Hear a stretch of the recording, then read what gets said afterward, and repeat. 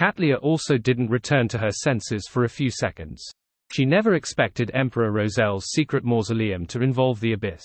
However, after some careful thought, she realized that it wasn't surprising that a conflict at that level would involve something like that. For a moment, she hoped that the Queen wouldn't pursue this matter, but in the end, she suppressed this thought to the bottom of her heart. She felt that if it were her, then she would also make the same choice. All sorts of thoughts flashed through her mind as she bowed towards the end of the long, mottled table. "Thank you for your answer. I have no further questions today." The fool nodded slightly and surveyed the area. "You may begin." Just as he finished speaking, Fors, who had been mustering her courage all this while, said as she closed her eyes as though she had resolved herself to charge towards death, "Mr. World, I have a commission for you." Seeing the World Gairman Sparrow look over, she hurriedly explained, "You don't have to do much. You'll just leave me at an unfamiliar place every once in a while, and you can pick me up after a few days. If you're really busy, you can present, traveling, to me several times at a particular point in time for me to record." Upon hearing Miss Magician's words, the first thought that came to Klein's mind was, man versus wild. "I have too many suitable places, such as the battlefield of the gods on the easternmost front of the Sonya Sea, Calderon City in the spirit world, the city of miracles Liverseed in Grozel's travels. They're 10 times, 100 times, or even 1,000 times more dangerous than the wilderness. I'm just afraid that Miss Magician won't be able to handle the danger." Klein didn't let the World Gairman Sparrow immediately answer. He controlled the fake person and cast its gaze on Miss Magician with a pressuring look. Fors silently took a deep breath, calmed her emotions, and added in more detail, "This is the thing, I'm a Sequence 6 scribe of the Apprentice Pathway now. In order to digest the potion, aside from recording all kinds of Beyonder powers, I still need to record down the local customs and traditions of different places. I hope that I can become a traveler as soon as possible. Only then can I avoid most of the dangers during a war. Mr. World, I've only recorded traveling once, so I won't be able to return if I go somewhere else. I can only ask for your help. I wonder if you're interested, and what kind of payment you'd wish to receive." So that's how it is. Justice Audrey finally came to a realization. Furthermore, she felt that Fors's method was really great. Especially since she's a best-selling novel author, her act of recording scenery and customs and publishing it as a book should be able to greatly aid in her potion digestion rate. Audrey nodded silently as she felt sincerely happy for her friend. However, as a senior spectator, how could she not sense Fors's horror and fear towards Mr. World? She was looking forward to knowing what would happen when the two of them formally interacted. "Audrey, this state of mind isn't good. However, this is the attitude of a spectator. Fors definitely wouldn't expect that the so-called crazy adventurer she fears is only a mask. Beneath it is a gentle and kind heart. I also have to work hard to digest the Dreamwalker potion. I should visit the dreams surrounding me every night." Audrey didn't show any changes in her expression or gaze as she maintained the attitude of a spectator. After the hanged man Alger heard the magician's words, he sighed. This was because even this apprentice was beginning to break through to Sequence 5, while he was still stuck at that level. The world and the hermit are already at Sequence 4, Justice, the sun, the moon, and the star are also all at Sequence 5. Apart from the magician, the newly joined judgment is lower than my sequence. As his thoughts churned, Alger felt that stifled, a heavy feeling that was difficult to resolve. He wished he could immediately find an opportunity to make contributions and become a demigod, a cataclysmic in terror. He yearned to have a high position and be in a position of power. He wanted others to acknowledge and respect him and be submissive to him. He didn't wish to fall behind in the Tarot Club. Is that so? At the same time that Klein understood what Miss Magician was thinking, he suddenly recalled something. It was the identity that the other party had mentioned in front of Mr. Fool during a particular full moon. An ex-surgeon who was now a novelist. Will spreading the terrifying legends that I create into text form help me digest the Bizarro Sorcerer potion further? The more shocking, harrowing, terrifying, and incomprehensible the description in the novel is, the better the effects. Klein suddenly had inspiration and controlled the World Gairman Sparrow to say, "This commission is very simple, but the payment I need is very special." Upon hearing that Mr. World was inclined to agree, Fors asked in both joy and anxiousness, "What's the payment?"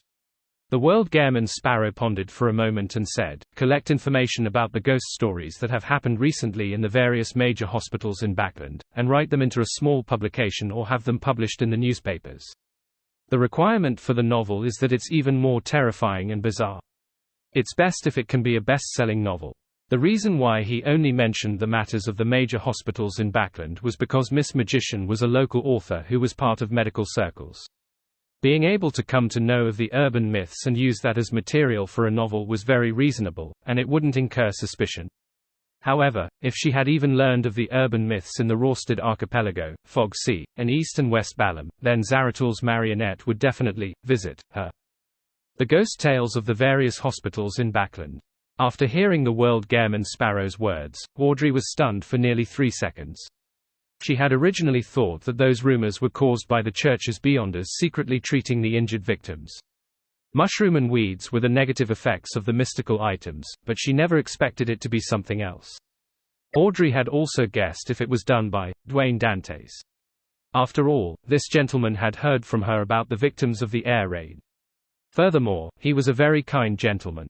However, due to the lack of clues and evidence, she could only believe that it was more likely to be related to the church.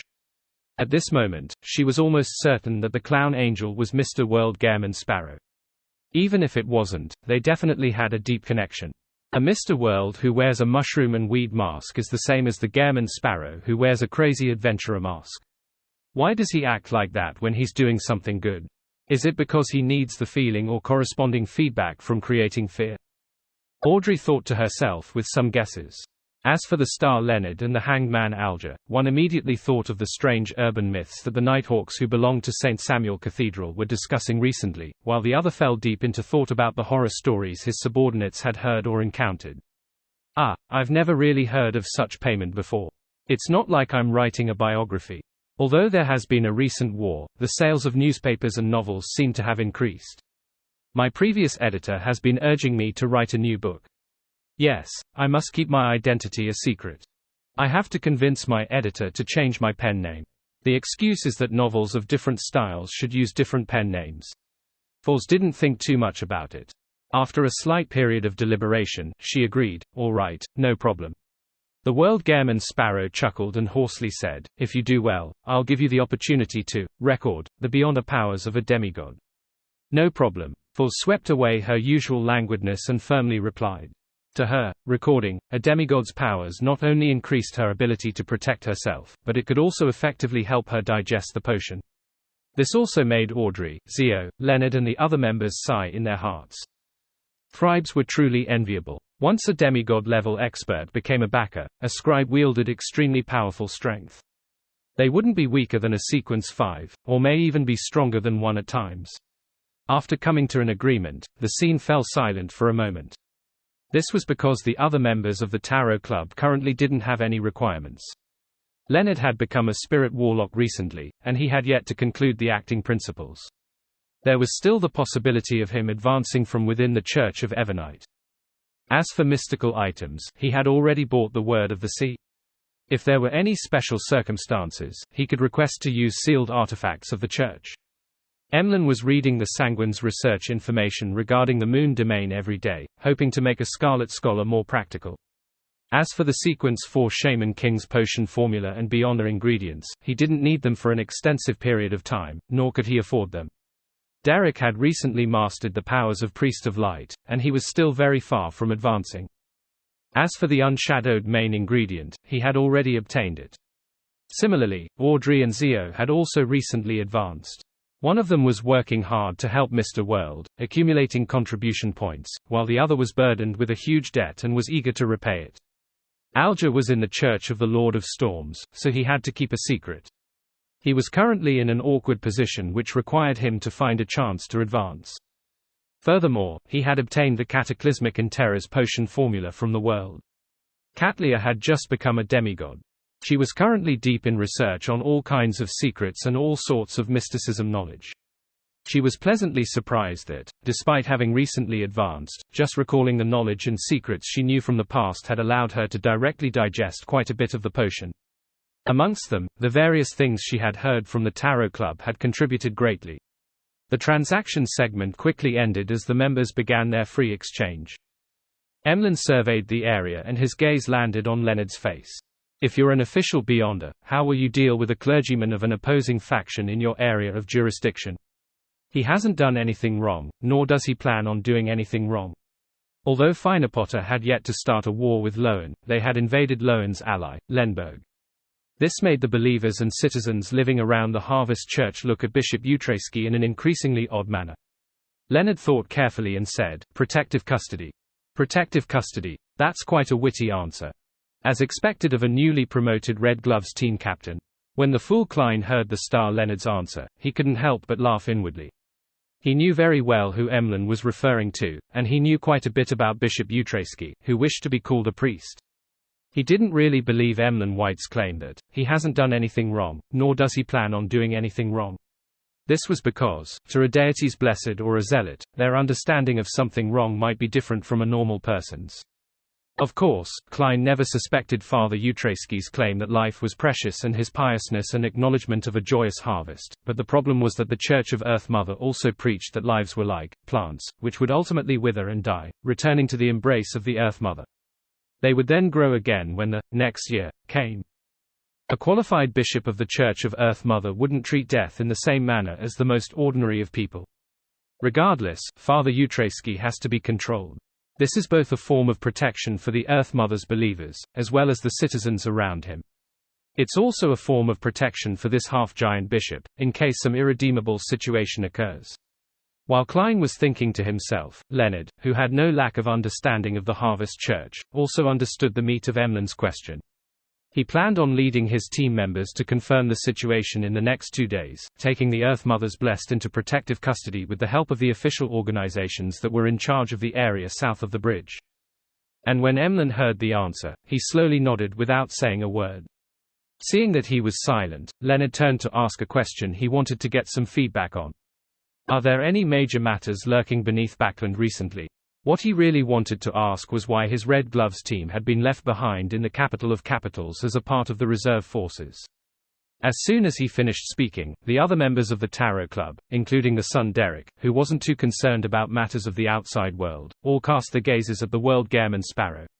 From what they knew, whenever something happened in Backland, Mr. World would more or less give a warning. What major matters has been lurking beneath Backland recently? There's plenty. The Black Emperor ritual of George III, my secret alliance with Queen Mystic. The three churches may seem to be tacitly in approval but all have different attitudes. As Klein's thoughts raced, he suddenly understood what Leonard wanted to ask. After all, they would occasionally communicate privately. That's right. Why was Leonard left in Backland? Because of me. The church doesn't want to put Leonard in a dangerous situation.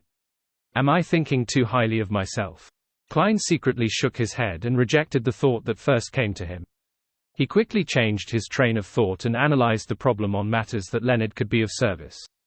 Leonard is only a sequence 5, so what use can he play in Backland that has deep undercurrents? Even if he's of use, they wouldn't use him.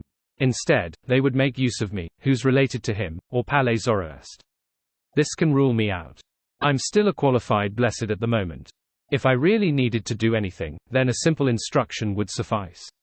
The clearing of the Aemon avatars in Backland last time made the goddess or the upper echelons of the church guess that Palais Zoroast is hiding in the vicinity of Bockland Street, and they ended up suspecting Leonard. There's a possibility, and it's not a low one either. Back then, I was concerned to some extent. I only believed that, in the case of Aemon becoming a god, the church and Palais Zoroast were on the same page, that they could form some sort of tacit understanding. In fact, I believed that Grandpa had such considerations when he first chose Leonard as a target for parasitizing. But why is Palais Zoroast being kept in Backland? To fish for Aemon. Even among the kings of angels, Aemon ranks among the top. It's almost impossible for the goddess to engage in a divine descent. With the church's angels, grade 0 sealed artifacts, and Palais Zoroast, it shouldn't be difficult to expel Aemon, but it's almost impossible to kill him, unless he doesn't come with his actual body. But in that case, it's not worth making such arrangements. Klein's thoughts quickly developed, and soon, he had a new idea. Fishing for Aemon isn't done so as to deal with him. Instead, it's to hold back Zaratul, who's currently in Backland. Similar pathways could be interchanged at high levels. Even if one became a true god at Sequence 0, they still have a strong desire for the uniqueness and Sequence 1 beyond the characteristics of neighboring pathways. On this point, the Evernite goddess's plan was excellent evidence. The goddess wants to make Backland into a potpourri mess before wiping them all out. Klein made the world Gehrman Sparrow hesitate for a few seconds before saying, the leader of the Secret Order, a Sequence 1 angel, and an old friend of Emperor Roselle, Zaratul, is currently hiding in Backland. Seeing that the members of the Tarot Club were clearly a little confused and perplexed, the world added in a hoarse voice, the law of beyond a characteristics conservation we often refers to the conservation of beyond a characteristics of neighboring pathways. In other words, similar pathways also obey the law of convergence of beyond a characteristics. Leonard immediately fell into deep thought. After a few seconds, he deliberated and asked, the Marauder and the Seer pathways are neighboring pathways. Yes, the Apprentice pathway is also a neighboring pathway, the world answered frankly. Upon hearing their conversation, Force first connected the law of convergence of beyond a characteristics to the attraction between beyond a characteristics taught to her by her teacher, Dorian Gray Abraham. She connected it to the Saint of Secrets who had been attracted. Then, she began to consider a question. If it really is as Mr. World said, that beyond a characteristics of neighboring pathways attract one another, then would it have attracted the attention of Zaratul back then?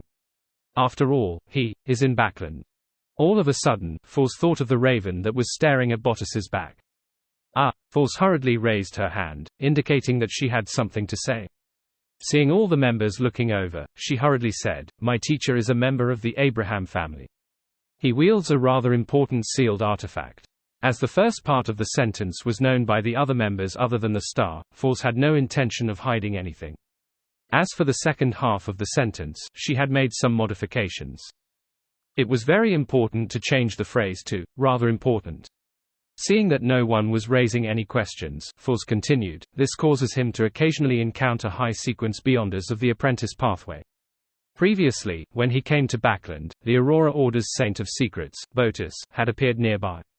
As for me, I noticed that a raven was looking in the direction where Bottas was heading. A raven. The details of the foggy town surfaced in Klein's mind. At the top of the pitch-black cathedral, there were ravens flying around, as if they were holding a memorial or in grief. As for Zaratul's avatar, it was hidden inside the cathedral. Zaratul is used to using ravens as marionettes. Is this a mark left behind during his phase as a bizarro sorcerer? While in thought, Klein made the world speak, that might very well be Zaratul. I actually met a Sequence 1 angel. Force felt a sense of fear and horror. She then recalled how she and Zio had discussed Adam and thus ended up possibly targeted. For some reason, she had the illusion that she had become the protagonist of a novel. Despite being only a Sequence 7 or 6, she had established connections with the Kings of Angels and Sequence 1 angels. With this in mind, Force hurriedly turned her head to Miss Justice and said, can you hypnotize me later into forgetting certain matters? I'm afraid that I might accidentally recall something and attract attention. No problem. As Audrey answered, she glanced at Zio and nodded at her. As for the star Leonard, he had some ideas as well. He planned on discussing it with Old Man when he returned to hear his opinion. Klein didn't continue talking about the major matters that lurked beneath Backland. This was because they were just too high-end for the other members of the Tarot Club. Not only were they unable to participate in it directly, but even having a complete understanding of them could bring about a disaster upon themselves. In this aspect, Klein's idea was that he could get the help of the members of the Tarot Club in certain segments, but it was like commissioning a bounty hunter to do something, without getting him too involved in the matter and figuring out the reason for the commission. It was a form of protection for them. At this moment, Alger looked around and said, according to my observations, the Church of Storms isn't too enthusiastic about this war. They aren't too enthusiastic. This doesn't match the image of the Church of the Lord of Storms. Although their teachings don't advocate combat and don't promote war, they definitely emphasize the need to treat their enemies like a storm, and vent whatever anger they have on the spot. When Klein heard this, he felt a little surprised. He then combined his understanding of the deities and began his preliminary analysis. According to my previous speculations, Storm, Sun, Reader, Spectator, and Shepherd can switch paths at high levels. There should be an immense conflict between them. As for the Lord of Storms, he is highly likely the wind angel of yesteryear. He had eaten Adam's father, the ancient sun god, the City of Silver creator. Even if he had tacitly allowed George III to become Black Emperor, it's impossible for him to sit back and watch Adam make use of the flood of the times to ascend to divinity. Therefore, the Church of the Lord of Storms is unwilling to have the war increase in scope and allow it to turn into a world war. Hence, he is trying hard to control his impulse. It must be really hard on them. This can explain why Lowen and Intes would maintain their strange silence when Finepotter invaded Lenberg, Massen, and Seeger. The Church of the Eternal Blazing Sun and the Church of the Lord of Storms are probably in a difficult position. They're unable to make up their minds. On the one hand, at the level of the deities, it isn't that there is no possibility of abandoning their alliance to deal with the Church of Knowledge. On the other hand, the battle strategies at the national level also prompts them to protect those countries. Forcefully breaking the perceptions built up by the citizens of a country would be an act that causes the anchors to become unstable. Also, once they participate in the battle, they would help Adam fulfill the conditions of his advancement to Sequence 0. Klein deliberately made the world silent for a moment before replying to the Hanged Man's intelligence. At present, this is inevitable. Klein didn't actually remember if he had told the Hanged Man and the others that the Sailor, Spectator, Sun, Reader and Secret Suppliant pathways were interchangeable, unless he used dream divination to recall it.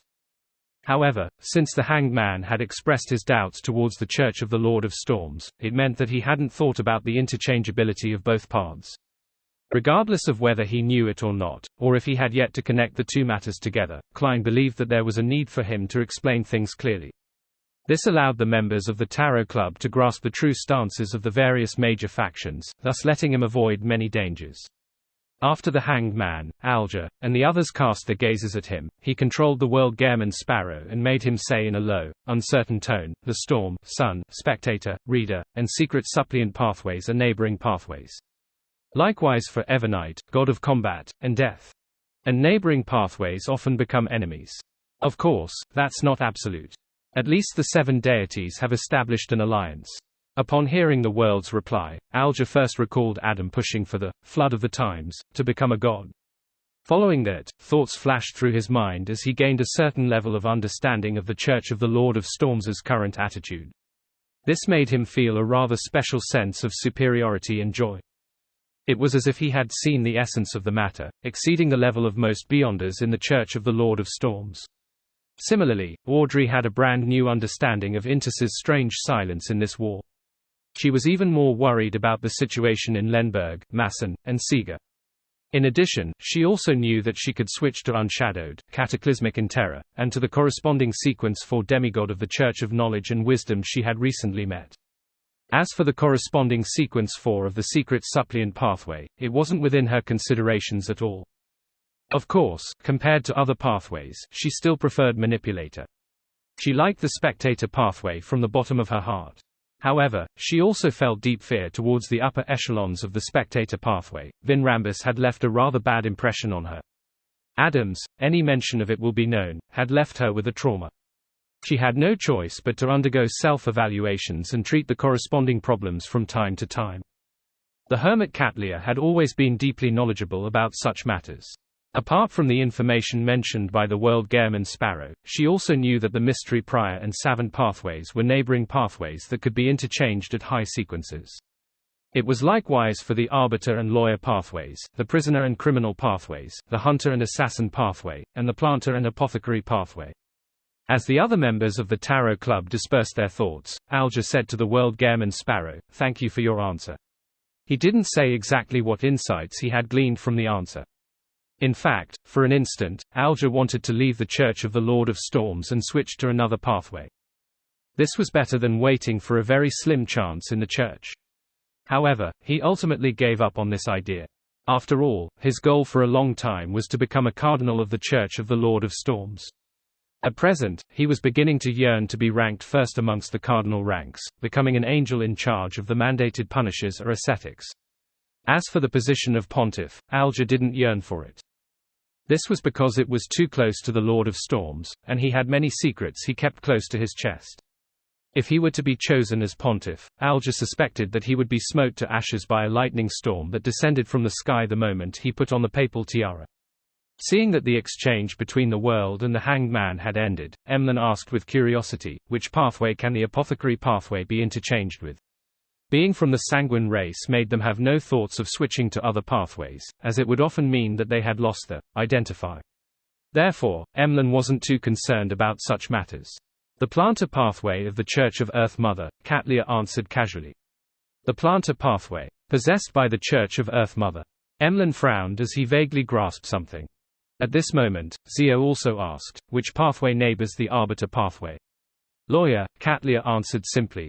Lawyer of the Black Emperor pathway. In other words, if I could become a Sequence 5, one would be able to switch to Sequence 4 of the Black Emperor pathway. And Fours had previously told me that Mr. Fool has the card of blasphemy. It contains all the secrets of the Black Emperor pathway. Zio suddenly realized that there was a glimmer of light for her future. It had to be known that the Arbiter pathway was firmly controlled by the two royal families. Even the corresponding military only had the potion formula for the low and mid sequences. If they wanted to advance beyond Sequence 5, they had to receive a bestowment from the royal family. Just like how every general had to be conferred by the king or queen. Furthermore, what they obtained in the end was the concocted potion and the ritual. To Zio, this meant that it was almost impossible for her to get the Sequence 4 potion formula for the Arbiter pathway. Of course, no matter how tightly guarded the potion formulas was, there were bound to be loopholes. The military's demigods knew of the ritual, and from time to time, they would cooperate with the royal family to hunt powerful supernatural beings. They could roughly narrow down the candidates for the main ingredient to a small area, but this also meant that they could only confirm the formula through repeated experiments. At the same time, the military demigods were also unable to grasp the supplementary ingredients. If they wanted to rely only on the main ingredients to advance, they needed to seek out the benediction of fate. And now, Zio had seen another possibility. At this moment, Audrey had already summarized the neighboring pathways that Mr. World and Ma'am Hermit had mentioned before, thoughtfully asking, among prisoner, criminal, hunter, assassin, savant, mystery prior, and monster, which ones are neighboring similar pathways.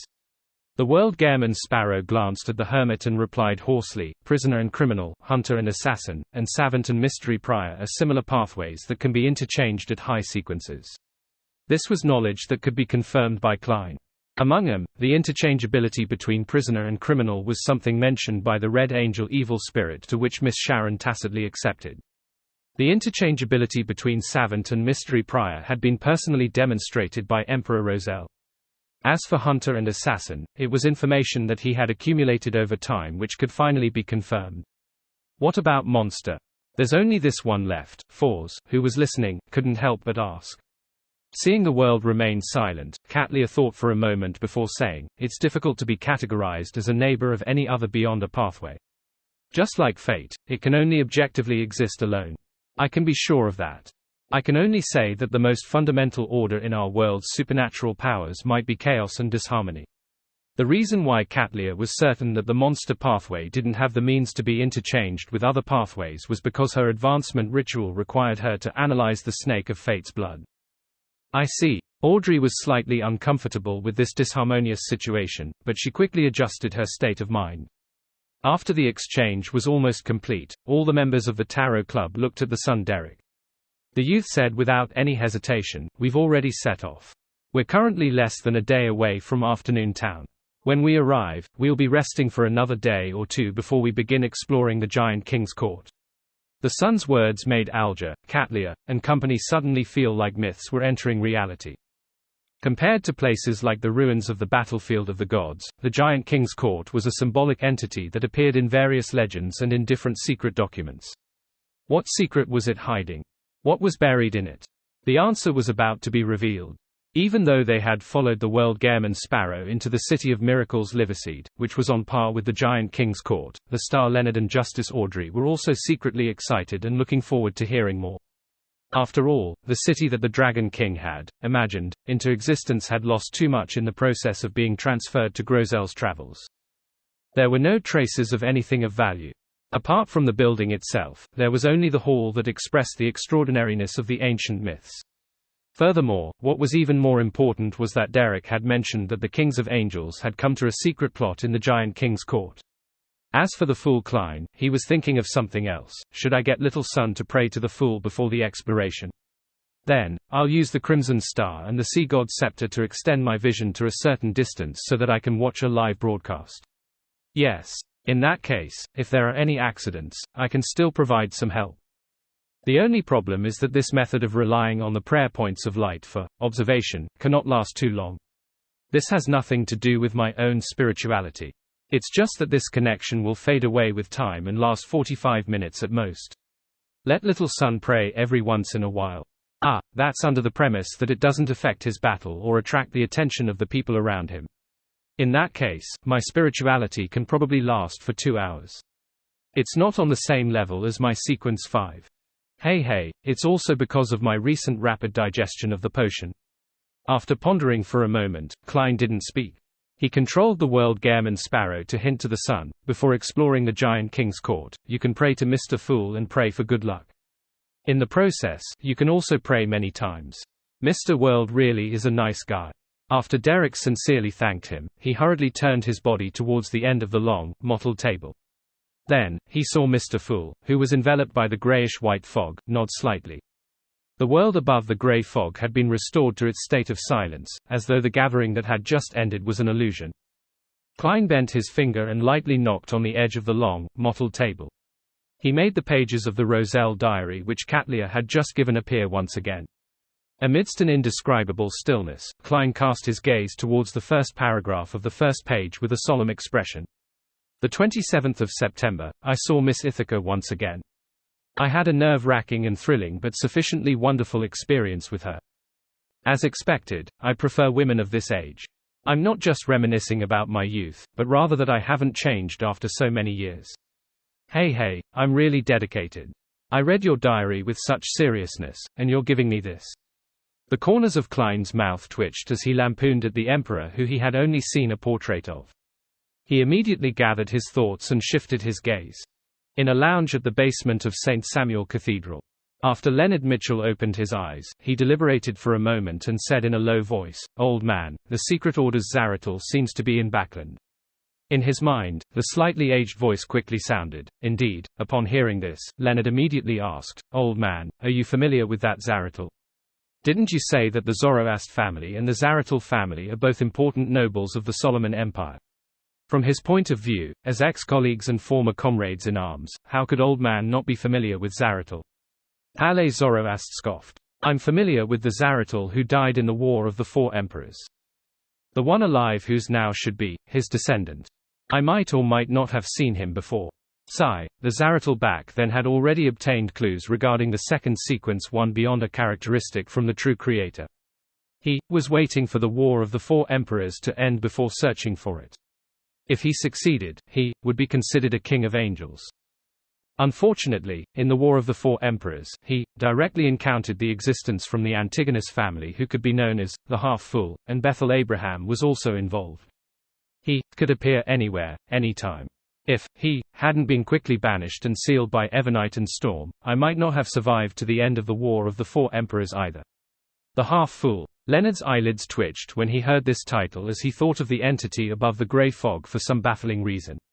He then forced himself to control himself and directed his thoughts to something else. Even from the description of a bystander, Mr. Dor was clearly one of the top existences among the kings of angels.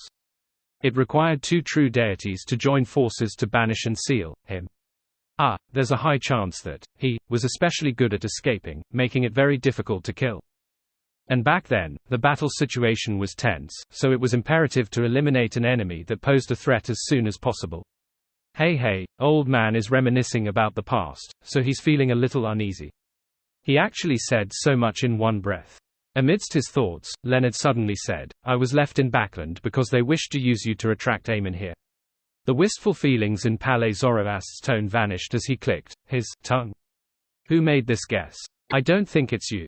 However, it's not bad that you know how to use your own resources to probe for the truth. This is something I've been very familiar with ever since I joined the Nighthawks. Leonard replied inwardly but didn't say a word. Palais Zoroast continued, I guess that too. To be honest, your ex-colleague's relationship with Evernite really confuses me. If it wasn't for how familiar the concealment forces that appeared that day was, I wouldn't have dared to make such a guess. Hey, with Zaratul and I in Backland, Aemon will arrive soon too. It truly is a perfect triangle of balance. What do you mean? The concealment forces used to deal with Aemon came from the Evernite domain, not Mr. Fool. Does this point that there is a certain level of cooperation between Mr. Fool and the goddess, or is it that the faith of those higher up in the church actually to Mr. Fool? Leonard suddenly felt a strong sense of confusion and puzzlement regarding his position in the grand scheme of things. Seeing that Palais was also quite confused, he converged his thoughts and didn't ask any questions regarding this. He frowned and said, 2 Sequence 1 angels and a king of angels. Will this bring about a devastating disaster to Backland? He remembered that Aemon was a terrifying existence that could kill countless people silently, and could even live happily as his victim. Using this as a reference, Zaratul, who was of a neighboring pathway, definitely possessed similarly terrifying powers. If he and Aemon were to clash, half of Backland or the entirety of Backland could become the capital of death or the capital of bizarreness. Palais Zoroast laughed and said, balance also means that everyone will be very restrained. Besides, it's very likely that Aemon won't let his true body enter Backland. At most, he will send a large number of avatars over. After all, the impossibility of a divine descent by Evermight doesn't mean that Storm or Steam can't. What do you mean? Leonard acutely grasped the key point in Old Man's words. Palais Zoroast's tone suddenly became more relaxed. Regardless of whether it's because of the war or for other reasons, Evermight is likely unable to interfere with the matters on the ground at the moment. Otherwise, why would she need to lure Aemon over to form a balance? She directly set up a trap, and who knows, she might be able to capture Zaratul or scare the cowardly seer away. Did something happen to the goddess? Leonard suddenly turned nervous. The slightly aged voice replied, it might not be a bad thing, and it might be a good thing. Without waiting for Leonard to ask further, Palais Zoroast sighed again. Aemon was attracted to Backland by me. What about Zaratul? What about me? I think Zaratul is also here because of you, and you're in Backland because of me. Leonard pondered as he replied. Hey, why do you think you're in Backland? Palais immediately scoffed. Leonard immediately replied, this is the arrangement of the church. It can't be the effect of the law of convergence of beyonder characteristics, right? That's not necessarily true. Pathles's tone turned a little stem. Most of the time, the law of beyonder characteristic convergence will not directly show in places where you can sense it. Most of the time, it will influence fate. Just like when you board a train, you'll suddenly feel that the scenery along the way is beautiful and will get off the train in advance, resulting in you entering the small city. This might be because there are beyonders or mystical items of neighboring pathways around you. In other words, there are other things in Backland that attracts you and Zaratul here, and through you, my fate is affected, causing me to be arranged by the church to stay in Backland most of the time. Leonard asked in enlightenment, hoping to gain confirmation. Palais Zoroast slowly sighed and said, that possibility can't be ruled out. Above the grey fog, Klein soon flipped to a diary page of value. The 21st of November. As I had made too many preparations in the early stages, I obtained that chaotic and terrifying Grade 0 sealed artifact even faster than I imagined. And then, after a difficult battle, and with some help, I finally restored it to a pure Sequence 1 beyonder characteristic. In a few more days, the ritual will be completed. I should be able to advance to Sequence 1 Knowledge Emperor of the Mystery Prior Pathway. The 26th of November. Sunny and breezy. The ritual was very successful. I digested it thoroughly, and my anchors were even more stable. There weren't many difficulties during the entire process. I'm already a Sequence 1 angel, a Knowledge Emperor. Bernadette no longer has to worry about the influence of the hidden sage. She can abide by the words, do as you wish, but do no harm, and continue on this path. At the same time, the level of an angel at Sequence 1 means that I can greatly resist the notice and corruption from the cosmos. I can head to the Crimson Moon and see what's happening there. Regardless of whether Mr. Door is lying or not, everything points to the fact that the Crimson Moon is the key to the problem. If I wish to become a true deity, I have to figure out the reason. I'll make preparations for another 3 more days before attempting to land on the moon. That's one small step for man, one giant leap for mankind. Haha, don't quote me on that. Upon seeing this, Klein recalled the hysterical diary page of Roselle. He began to suspect that it was written after the Emperor's landing on the moon. Putting down the remaining, unread diary pages, Klein began to use dream divination to recall the content he had read over the past year. He wanted to use the comparison to find clues to Roselle's abnormal mental state. Not long after, he saw a few lines of text in his dream. It was the last diary entry that was theoretically written by Roselle. I'm unable to give any actual suggestions because I myself can't see the true faces of the 7 deities or those evil gods. This might be partially related to the second blasphemy slate that the ancient organization hides. Unfortunately, one only have a rough idea of the hidden parts, and I'm unable to verify them. In this diary, the emperor had even solemnly warned his friends to be careful of the moon. The dream suddenly shattered, and Klein snapped awake. There was an obvious look of fear in his eyes. He clearly remembered that, a long time ago, Roselle had confirmed that there was a hidden portion in the second blasphemy slate. The 19th of July, the night of the blood moon. Mr. Dawes' answer allowed me to confirm one thing: in that ancient secret organization, the second blasphemy slate I saw wasn't complete. This, the emperor forgot. No, how could he have forgotten such an important matter? He only appeared a little extreme, and he didn't have much of a problem. Why did this happen? Klein couldn't help but mutter to himself silently, having an inexplicable and terrifying feeling. The last diary entry, or rather, the Emperor Roselle who wrote that sentence, seemed to be another person. Above the grayish-white that wasn't perturbed at all, Klein silently sat at the end of the long, mottled table, like a stone statue that had existed for hundreds of thousands of years. Regarding the discovery he had just now, he felt a deep sense of fear from the bottom of his heart. He felt a chill rush out from the back of his head, spreading across his entire body, bringing with it obvious yet real shudders. It was as if he had witnessed a familiar friend become a stranger in a very short span of time. His actions were abnormal, as though he had been replaced by someone else. Of course, there was a clearer and more direct analogy in this aspect. It would be Leonard Mitchell coming to visit and discuss the matter regarding Palais Zoroastre as a monocle is suddenly taken out and then put on. Could it be that the emperor was unknowingly corrupted after his ascension to the Crimson Moon, and he didn't notice it at all? He usually didn't show any abnormalities. Only through reminiscing about his past through his diary entries, analyzing his inner voice, and talking to himself would certain premonitions surface in his mind. Or could it be that this was a form of hypnosis by Adam? But Roselle was at least a sequence 1 when that happened. Klein couldn't help but lower his head to inspect himself. He imagined how another version of himself existed in his body without realizing it. He wasn't sure if this entity could be called a human. This truly is an extreme sense of horror. Klein slowly took a deep breath and forced himself to focus his attention on the diary pages of Emperor Roselle. Soon, he discovered something worth reading. The 28th of July. I attended that ancient secret organization's gathering once again. From the discussions among the members, I sensed a problem. Is it because I advanced too quickly that I'm relatively inexperienced? There are many things that I have never heard of before. Just like how they mentioned about the corruption from the cosmos and underground. This is the first time I know of their existence. Hey, I wonder how many of them are. He's one, she's. Apart from a minority of the members, most of them don't like others knowing their levels.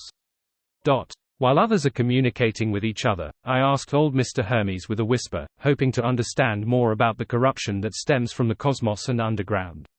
Hermes told me that this isn't something I can come into contact with at my current level. Just learning about it alone will cause me to be corrupted. It's actually that scary. What could it be? I'm even more intrigued. That old Mr. later told me that the corruption that originates from underground can be ignored because it will fade with time. A long time ago, in the era when the ancient gods were active, powerful creatures had attempted to resolve this problem completely. In the end, it made things worse and caused tremendous losses. Later, they gave up on the idea of directly exerting influence, and they switched focus to sealing and guarding it. From that day forth, although accidents happened occasionally, it was stable overall. Today, even if there are no seals or guards, as long as no one comes close and tries to go deeper, there won't be any incidents of corruption. What a surprising situation. It appears it doesn't require the protagonist of this era to resolve this problem. Old Mr. Hermes mentioned the cosmos again and said that the situation there is more complicated, interesting, and more dangerous than I imagined. He said that even a Sequence 2 angel doesn't have much knowledge of the cosmos. They only have a general understanding of it. They aren't aware that, apart from the dangers, there are too many other things. If it wasn't for the fact that he once knew an existence that was good at wandering the cosmos and learned plenty of matters from that person, he wouldn't be able to tell me all of that. I was very curious, but I didn't hold much hope when I asked about the existence who was adept at wandering the cosmos. Old Mr. Hermes didn't hide the truth. He said that it was Mr. Dorr, Bethel Abraham. Mr. Dorr, I pretended not to know anything and asked about that person's level in a very casual tone. Hermes didn't answer directly. He only said that in the fourth epoch, even angels and demigods would address him by his name in private. Those who could make everyone address them by their titles are in a small minority, of which Mr. Dorr was one of them, aside from Evernight, Storm, Earth, and the other deities. Is that so? Mr. Dorr's level really isn't low. The corruption that stems from underground will naturally fade with time. Rhodes said that the grey fog gives it a feeling that resembles that of an object from underground. It hopes that I can explore the underground world after I return to my throne of divinity. As for Luca Brewster, he's certain that the higher the sequence, the greater the danger the underground world will bring. Klein tapped the edge of the long, mottled table with his fingers. He was increasingly puzzled about what was happening underground. Fortunately, Hermes's description, the state of the abandoned castle, and the attitude of the Evermite goddess seemed to indicate that the corruption that stems from underground would naturally dissipate. Leaving it alone was the best solution. Phew, then I shall temporarily put aside my worries regarding the underground world. Hermes's words and the bronze door deep in the City of Miracles corroborate with each other. The Dragon of Imagination Ankerwelt had really tried to resolve the problem of the underground world, but ended up with fear and trauma. From the looks of it, the greatest possibility for the coming of the apocalypse is probably from the cosmos, and my current sequence doesn't qualify me to know of it. Amidst his thoughts, Klein sighed as he continued flipping through the diary pages in his hand. After reading a few pages, his eyes suddenly lit up and locked onto one of the pages. The 31st of December. The end of a year is the most suitable time to make a resolution and start a new story. I've already thought of where the 8 secret mausoleums should be built. I'm just clueless about the last one. This has to be more covert than the 8 previous ones, or else it will be meaningless. After a long thought, I thought of a place, the nameless island where Grimm was buried. Of course, the abyss is also an option. However, I can't find a living devil in the area that I can enter, so I can't force them to become my citizens and help me build a mausoleum. Ordinary humans can't survive there, and even powerful beyonders will find it difficult to resist the corrosive properties of the abyss itself. Regardless, the environment on that nameless island seems like a pretty good choice. Hey, the princes of abolition in the fourth epoch's understanding of citizens is too limited. The rule of an emperor is not only limited to humans and humanoid creatures, all living things should be my subjects. And there are many extraordinary creatures on that nameless island with no intelligence. They have long worshipped and followed me. I can totally drive them into building a secret mausoleum. When I wrote this, I suddenly recalled that experience. Because I dreamed of Grimm, I brought Edwards, Benjamin, and the others back to this nameless island and discovered that those extraordinary creatures lived together in harmony. They were gathered together and holding a ritual, and amongst them was the deceased Grimm. I was indeed shocked back then. I felt a fear that I hadn't felt in a long time, and everything appeared extremely bizarre. That time, William and Polly died. Only Edwards and Benjamin survived. If I hadn't already become powerful and controlled a Grade 0 sealed artifact, everyone would have perished along with them. The power of those beyond creatures that affected that nameless island actually came from the cosmos, and those who were corrupted would return to the source after dying. Thankfully, the power from the cosmos could only project a small portion of it into the real world. I finally solved the problem and made that nameless island my secret base. Now, it's time to use it. After reading the diary, Klein didn't feel exhilarated that he had correctly guessed where Emperor Rozel's final mausoleum was. Instead, he frowned slightly. This was, on the one hand, because the corruption caused by the cosmos had truly appeared, in front of him. On the other hand, the nameless island wasn't that secretive. Other than the Emperor, there were also the 2 survivors, Edwards and Benjamin. It didn't meet Rozel's requirements of complete secrecy. Before this, did Edwards and Benjamin pass away normally, resulting in him being unable to divulge any secrets, or was it that, after Rozel successfully built the mausoleum, he made these 2 subordinates stay on the island forever, resolving the problem of spirit channeling?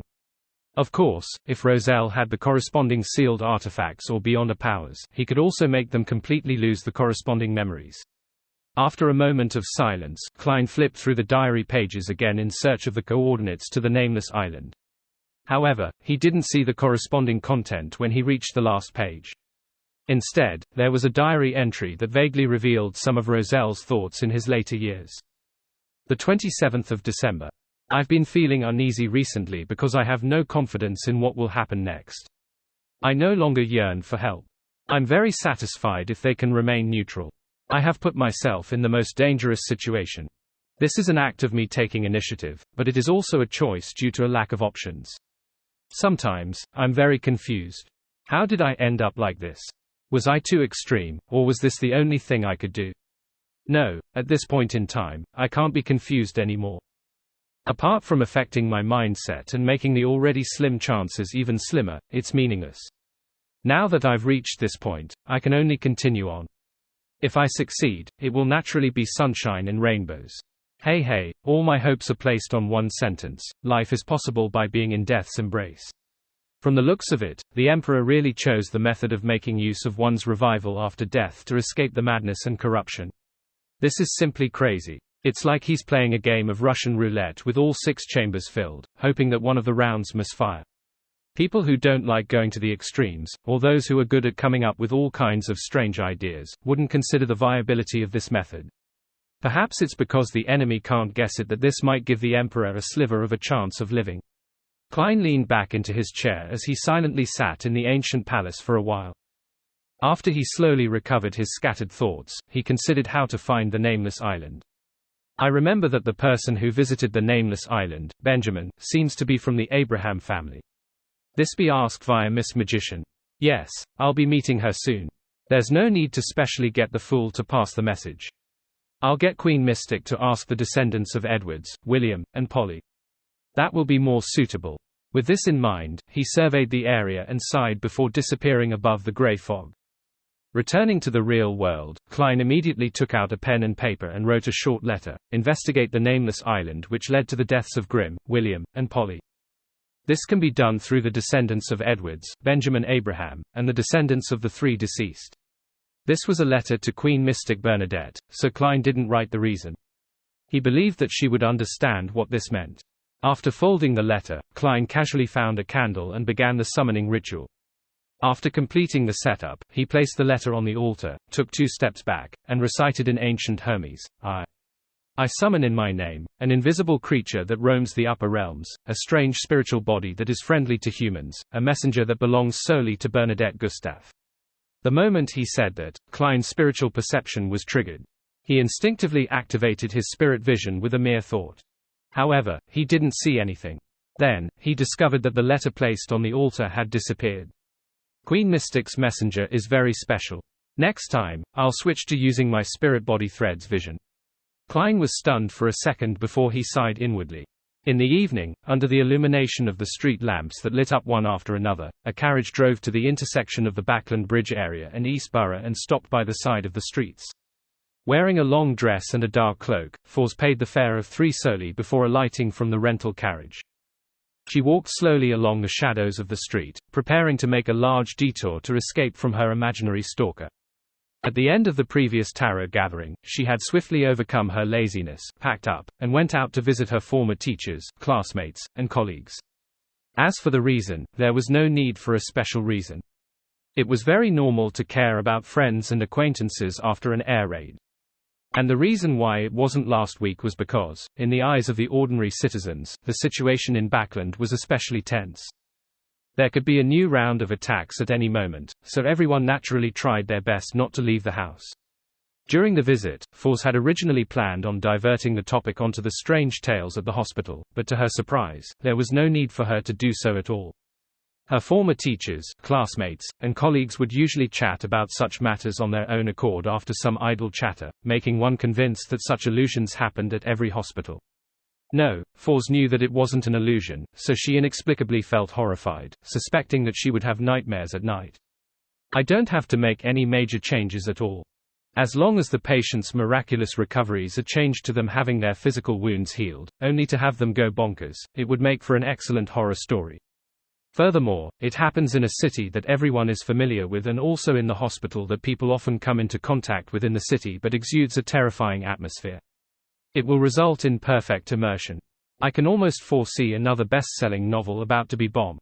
I just don't know if I can write this genre well.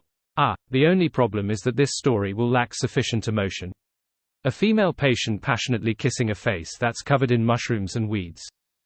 Isn't that way too outlandish? Foles walked as she thought, entering a creative state of mind. At this moment, her vision blurred. She saw a figure walk out from the shadows in front of her where the gas lamps couldn't illuminate. The figure wore a black trench coat and a half-top hat. He had a deep-set face with cold facial features. Apart from his gold-rimmed glasses, he looked identical to the crazy adventurer of the 5 Seas, Gairman Sparrow.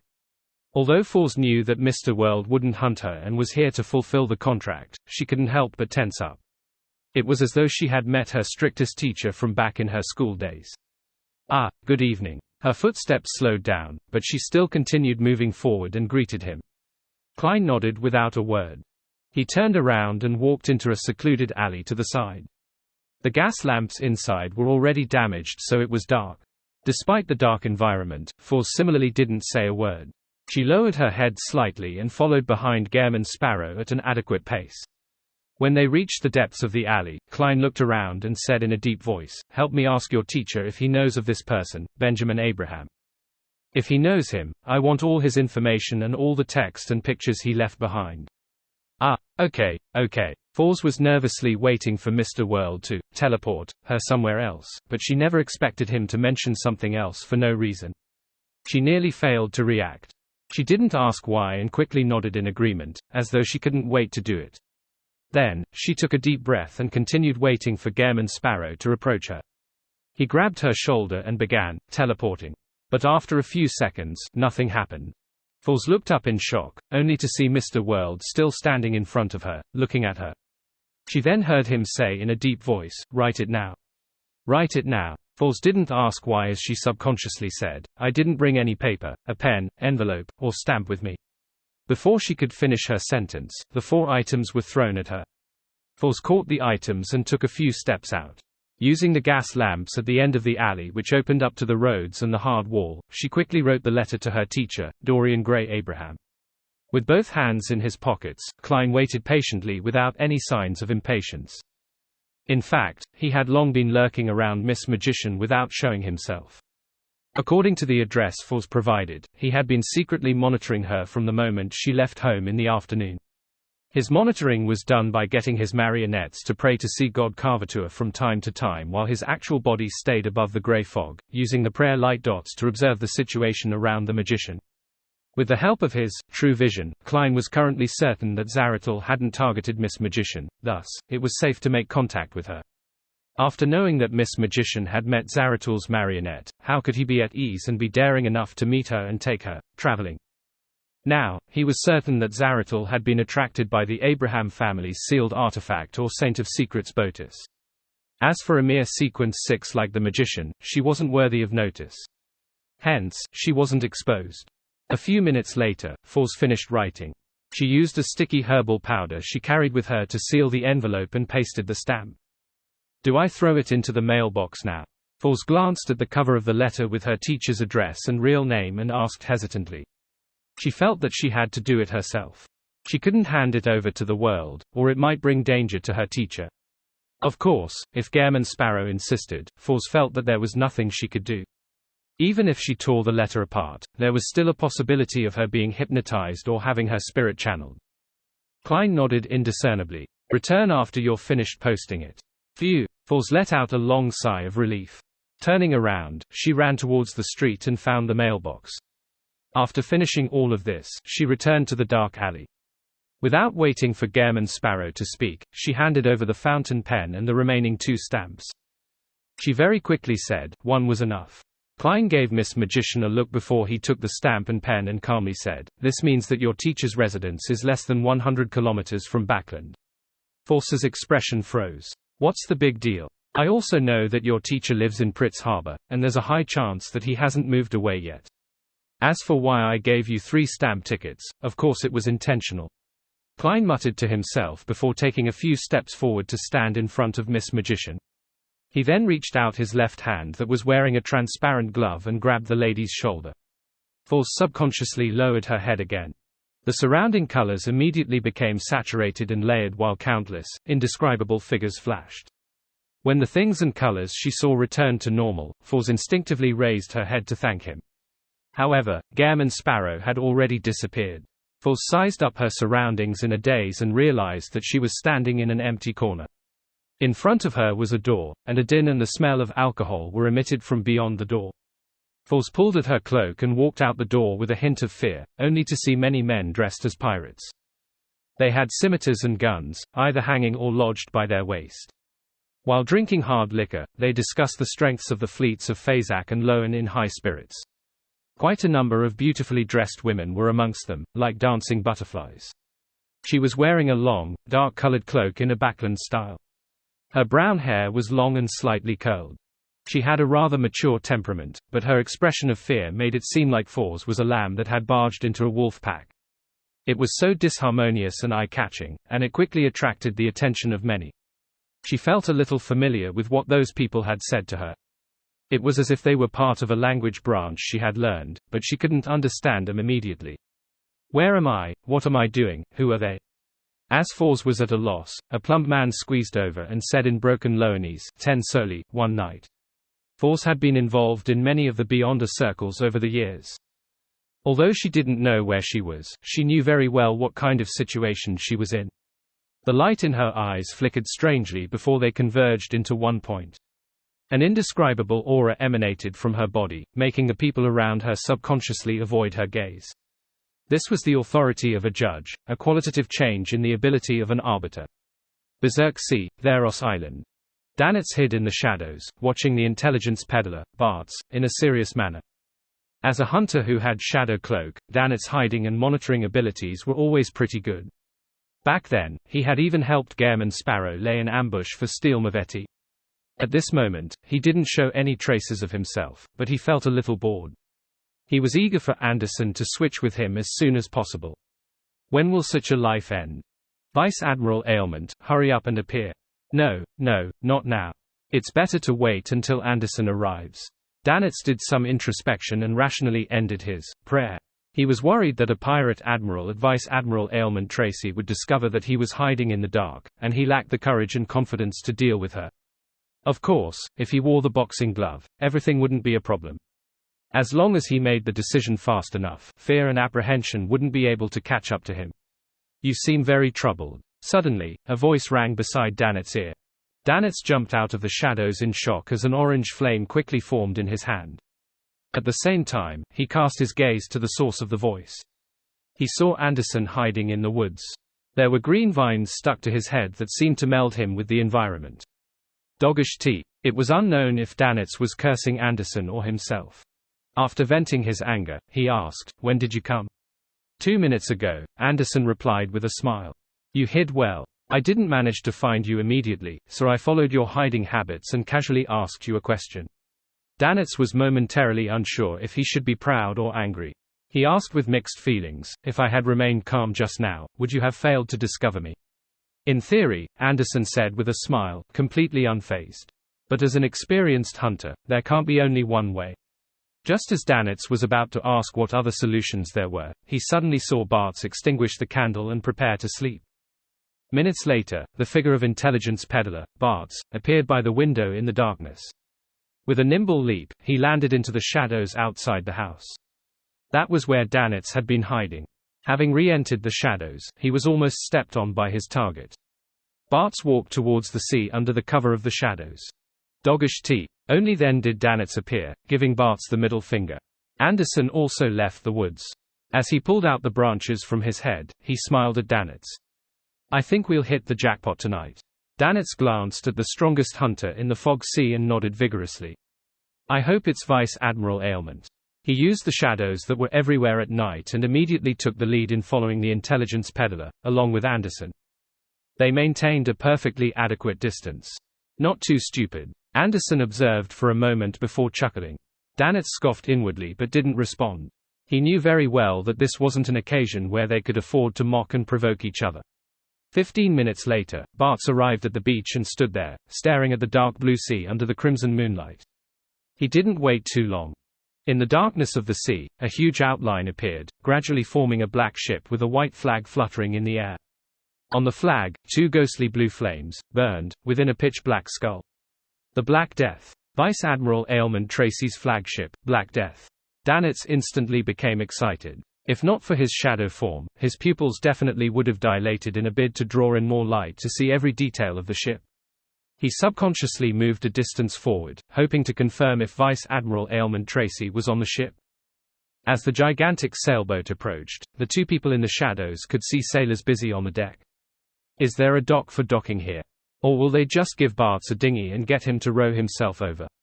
Just as these thoughts flashed through Danitz's mind, he heard Anderson say with a suppressed voice, "Leave." Danitz's greatest strength was that he was good at following the instructions of an authoritative figure. Be it in front of Edwina Edwards or Gairman Sparrow, he would follow the instructions to a T, apart from grumbling at most. At that moment, although his face was filled with puzzlement, with the intention to retort and persist in his own plans, he still used the shadows to silently leave the beach. When they could no longer see the Black Death and could only hear the vague crashing of the waves, did Danitz leave the shadows and appear in the forest. He hurriedly asked, "Aren't we going to confirm if Vice Admiral Aylmond is aboard?" Anderson sized up Danitz and chuckled. "Never underestimate a Beyonder who's very famous at sea but has lived to this day. Every pirate admiral is a target you must be careful against. You must never be careless." Danitz subconsciously replied, "Admiral of Blood Sonor, Admiral Hal Ludwell." They were all pirates who were easily killed by a particular crazy adventurer. Anderson was momentarily at a loss for words to rebut Danitz with. After a few seconds, he said, "So, isn't Vice Admiral Aylmond Tracy worth paying more attention to considering how she survived Gairman Sparrow's attack?" After careful thought, Danitz inexplicably felt that Anderson's words made sense. Just as he was about to speak, his throat suddenly felt itchy as he coughed. After coughing a few times, his throat began to swell in pain, and he could taste metal. "Look, I told you to be careful." Anderson clenched his fists and held them to his mouth. He coughed lightly, but it wasn't as serious as Danitz. Tracy must have spread all kinds of ailments around the ship. Once anyone approaches it, they'll quickly be infected with it and be exposed. Hey, with this wide of a range, it means that she has completely digested the Sequence 5 potion and has a chance of advancing to Sequence 4. Why couldn't it be that she has already advanced to Sequence 4? As he was far from the source of the infection, Danitz quickly recovered and instinctively retorted. "If that were the case, you are either on the Black Death, or you have a victim of the Black Death disease and are on your deathbed." Anderson half turned his body and cast his gaze towards the obstructed beach. Tracy must have used some sort of trick. It's unlikely for her to only be able to maintain the target area of the ailments to be at the front and not the other three directions. Instead, she used the wind to spread the ailments to affect the people on the shore. With that said, Anderson clapped his hands and smiled again. "Isn't our encounter proof that Vice Admiral Aylmond is on the ship? You can inform Gairman Sparrow." Danitz didn't hesitate any further. He immediately set up a ritual and summoned the messenger. Using the excuse of guarding the area to prevent any accidents, Anderson walked out of the forest. It was 3 in the morning in Backland's East Borough. Apart from the moonlight and starlight, it was pitch black. Wearing cotton pajamas and a sleeping cap with a protective hairnet, Klein sat on the bed and received the letter from Rionette Tinnicker without asking anything. Opening the letter, he calmly got out of bed, took out a pen from his pocket, and wrote on the back of the letter, "Return to the port city and await further instructions." After watching Miss Messenger leave, he calmly changed into his shirt, put on his vest, tied his bow tie, and put on his black trench coat. Then, he took 4 steps counterclockwise and went above the grey fog. Using the Topaz Spirit Pendulum to divine the danger level of this operation, he received almost no revelations. Without any hesitation, he returned to the real world and stood in front of the mirror. He picked up his half-top hat and wore it above his head. On the bunk bed in the room outside, Konas and Enony opened their eyes. In an empty room on the Black Death, a figure quickly outlined itself. He had black hair and brown eyes with cold and hard facial features. He was none other than Gairman Sparrow. Under the dim crimson moonlight, Klein swept his gaze and casually found a chair to sit down as he admired the sea vista outside. In the captain's cabin 1 level away, Vice Admiral Aylmond Tracy, who was dressed in a white blouse and beige pants, watched Bartz leave the room in disgust. She pulled at her collar out of reflex, and her expression turned livid. She had just learned that Blazing Danitz and the strongest hunter Anderson had been staying in Neros Island recently with unknown motives. They're all related to Gairman Sparrow. Is that fellow looking for me? Tracy narrowed her eyes as she walked towards the window without any hesitation. She was prepared to instruct the sailors on the deck to steer the ship away from these waters. At this moment, her thoughts suddenly turned sluggish. It was as if she had sunken into a state where she knew she was in a dream but was unable to extricate from it no matter how hard she struggled. Not good. Black flames abruptly emerged from the surface of Tracy's body, attempting to burn away any external influences. However, while the flames were initially able to flow smoothly, they later began to turn intermittent as they kept falling to the ground like withered petals. A strong sense of despair surged within Tracy as her thoughts turned increasingly slower. Desperate, she quickly condensed a layer of crystalline ice around her body, retracting the invisible threads towards her and wrapped herself in layers. At that moment, the door to the captain's cabin creaked open. Wearing a silk top hat and black trench coat, Gairman Sparrow walked in. Then, he politely closed the door. With a light cracking sound, the entire captain's cabin instantly became extremely quiet. The sound of crashing waves was no longer present, as though they had been separated from the real world. As for the invisible spider webs that entangled Tracy, they seemed to misunderstand the order that was given as they tightly bound Vice Admiral Aylmont up, preventing her from moving or using her beyond her powers. Distortion. As her thoughts returned to normal, her brain no longer felt frozen. What do you want to do? She couldn't hide her fear as she watched Gairman Sparrow slowly approach. What she couldn't understand was why the other party would give up on the attempt to make a marionette even though she had clearly lost her ability to resist. The reason why Klein did so was because he was worried that Vice Admiral Aylmont and the Demoness of White were related by blood. This way, Tracy's death would cause the demigod who was good at hexes to sense something and take measures ahead of time. Tap, tap, tap. Klein stopped in front of the Demoness. Gairman Sparrow's silence made Tracy's heart sink, as though she had fallen into an ice cavern. When he saw despair surface on Vice Admiral Aylmont's face, Klein took out a piece of paper from his pocket. With a flick of his wrist, he made it fly forward like a poker card. With a whoosh, the slip of paper cut through a tiny portion of the invisible spider webs like a piece of metal. It tore open the translucent ice crystal and lacerated Tracy's left arm, causing blood to splatter. The surface of the paper was quickly dyed with a bright red tinge before it boomeranged back from the trapped Demoness into Klein's palm. Tracy originally imagined that the piece of paper would come at her throat, but she never expected it to only target her arm. She was momentarily stunned. Only when Gairman Sparrow folded the piece of paper and placed it into an iron cigar case did she suddenly realize something. She asked, "Your true target is Katerina?" Klein placed the iron cigar case back into his pocket without answering her. He calmly asked, "You are her descendant?" Upon hearing this, Tracy, who was still trapped by the ice crystal and spider silk, suddenly let out a low laugh. "I'm not just a descendant. I'm her child. Daughter." As Klein rejoiced over his caution in not recklessly killing her, causing Demoness of White Katerina to sense something, he subconsciously analyzed whether Katerina was the mother or father of the Aylmont maiden.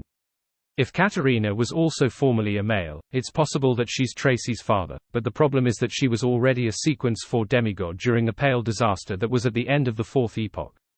And for the assassin pathway, a man will change into a woman at Sequence 7 which.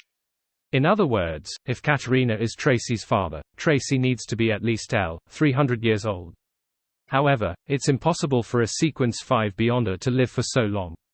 Even most Sequence 4 and Sequence 3 saints aren't capable of that. There's only one answer, and that is that Tracy was born by Katerina. Also, it happened in the past few decades. An advanced maternal age of more than 1,000 years. Klein nodded slightly and confirmed without any change in expression. "She's your mom." Tracy's expression suddenly turned odd. "No, my mother." Just as he was about to ask what was the difference between that and mother, since it was essentially a more formal and eloquent manner of speech. Tracy sneered and said, "My mom is another person. She used to be my father. You demonesses have messed up families. But that isn't the reason why you spread catastrophes to the world." Klein used his clown powers to control his facial muscles as he continued looking at Aylmont Maiden, his face impassive. Tracy, who was already in a dire situation, was now beginning to abandon herself to despair. Without waiting for Gairman Sparrow's response, she sighed and gave a self-deprecating laugh. "Maybe it was all a mistake since I was born. Abnormal parents, abnormal family relationship, abnormal sect members. They sculpted me and harmed me. At the age of 8, one found out that my father, who I had always admired as a role model, had suddenly become a woman. He was becoming like a dainty flower by the day, becoming more and more adept at using his charms. Later on, he even found a male friend and gave birth to my younger brother. Can you imagine that kind of feeling?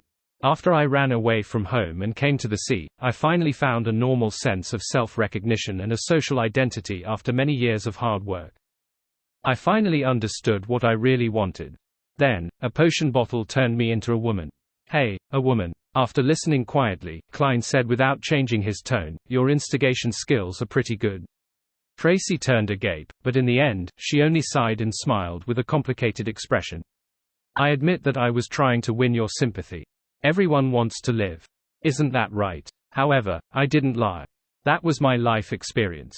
She stopped exaggerating her pain and sadness and paused. Before you kill me, I would like to ask you a question. It's a question that won't put you in a difficult spot. What is it? Klein looked at the demoness and asked. Tracy hesitated for a moment before finally asking, before you came to assassinate me the previous time, did Helen know about this? Klein was silent for a moment before he said, she didn't know what would happen. Tracy's face suddenly glowed. Really? Before Gaemon Sparrow could respond, she revealed an extremely complicated expression. Before I die, can I ask you for another favor? If you can see her again, tell her that I feel very guilty about what happened in the past, but I don't regret it. At this point, Tracy tried to shake her head, but failed thanks to the restriction provided by the crystalline ice and invisible spider webs. She could only laugh at herself. Forget it, there's no need to tell her. Let's leave it at that. You can do what you were here for. With that, Tracy closed her eyes. After a few seconds, she didn't feel the pain she expected. Instead, she heard Gaemon Sparrow say in a deep voice, say this, no one is to disturb me. Tracy was surprised as she felt perplexed, and it showed on her face. However, since she was already facing death, such a small matter wasn't worth nitpicking about. She opened her mouth and said, no one is to disturb me. As soon as she said the statement, the same voice echoed on the Black Death, greatly amplified. The pirates didn't have any doubts about this. It was as if they were following a specific pattern. They instinctively avoided the captain's cabin and continued their work. Since the captain said not to disturb her, they naturally wouldn't seek her out. At the same time, Tracy saw Gaemon Sparrow take off his top hat and press it to his chest. He bowed slightly at her, as though he was bidding her farewell. Then, she felt as though she was isolated from the entire world. There was silence. Even the crazy adventurer was gone. She had obtained the environment of not being disturbed, just as she wanted. The magnify and distortion powers of the lawyer pathway. The layer of ice on Tracy's body began to melt, but the invisible spider webs continued to bind her firmly, preventing her from doing anything. She couldn't even change her center of gravity. Hence, she could only stand there like a lifelike wax statue. He didn't kill me. Tracy looked ahead blankly, momentarily in disbelief. She didn't believe that Gaemon Sparrow hadn't taken action because he pitied her. This crazy adventurer had killed many pirates, and there had never been a situation where he showed mercy. As for Tracy, although she believed that she wasn't the typical demoness and didn't live up to her status as a demoness, how could she not have done anything bad as a pirate? She was experienced in both the slave trade and in plundering ships. Similarly, Tracy didn't believe that Gaemon Sparrow was moved by her beauty and her experiences, and had ended up coveting her, because his cold gaze was like he was looking at a dead person. There must be other factors. A thought flashed through her mind as she made connections with matters she might be involved in. She quickly came to a conclusion. It's likely because of my blood relationship with Mother. As for demonesses, they're all good at hexes. Once I die, Mother will immediately notice it. When she discovers that there's a problem here, she will make preparations ahead of time, preventing Gaemon Sparrow from finding his target during his subsequent actions. That's why he allowed me to live but made it impossible for me to contact anyone else. From the looks of it, regardless of the outcome of his operation targeted at Mother, he will return to kill me. And if I want to continue living, I have to succeed in saving myself before that happens. In Tracy's heart, she didn't have much of a relationship with her mother, Katerina. This demoness of Unajing had lived for a long time, and most of the time, she had maintained her youthful state of mind by dating young men. She was passionate about the occasional children that she had whenever she found it novel to have one. At other times, she was mostly indifferent. However, as she grew older, Katerina's evaluation of Tracy was that she resembled her past self more and more. Hence, she was doted on her and provided more help. However, Tracy didn't want such attention. It only served to make her lose her original gender, putting her into a painful situation that she couldn't shake off. Phew. Although I hate her and blame her, I still unknowingly rely on her, hoping that she can respect my opinion more. I hope that she can escape Gairman Sparrow's pursuit. Tracy once again began to struggle in an attempt to escape her bound state. On the one hand, she was trying to save herself. On the other hand, she wanted to inform her mother to be careful of Gairman Sparrow as soon as possible. Of course, Tracy found it questionable that Gairman Sparrow, who had likely advanced to Sequence 4 recently, would be able to harm her mother. She was, after all, someone who had survived since the Fourth Epoch, and was a demoness with the title of Unaging. However, she didn't only pin this belief on hope alone. This was because Gairman Sparrow had helpers, such as the Death Consul who even her mother feared. Plop. Tracy finally collapsed on the ground and tried to roll towards the desk. But no matter how hard she tried, she was unable to roll her body. The person she was fighting against was none other than herself, she who had been distorted and magnified. Above the grey fog, Klein had already taken his seat in the high-back chair of the Fool. He placed the paper stained with Vice Admiral Ailment Tracy's blood on the surface of the long, mottled table. Following that, he conjured a pen and paper and wrote a divination statement, Vice Admiral Ailment Tracy's mother, Katerina's current location.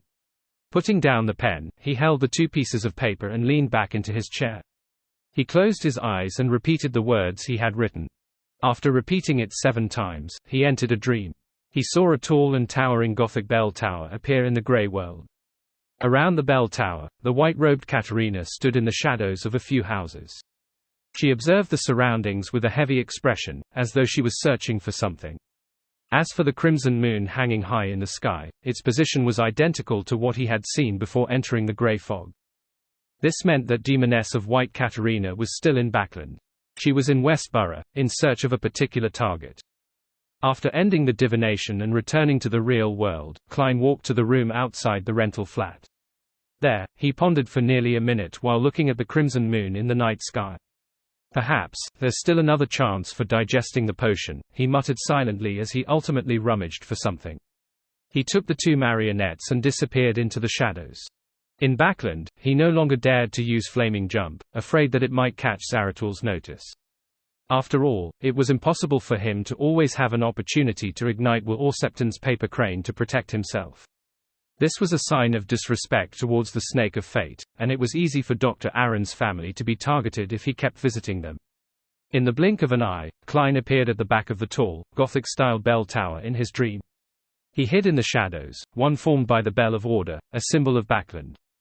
Immediately following that, he and his 2 marionettes split apart, each occupying different hidden spots. After doing all of this, Klein quickly turned a rat into a marionette, allowing it to run to the edge of the range of his control.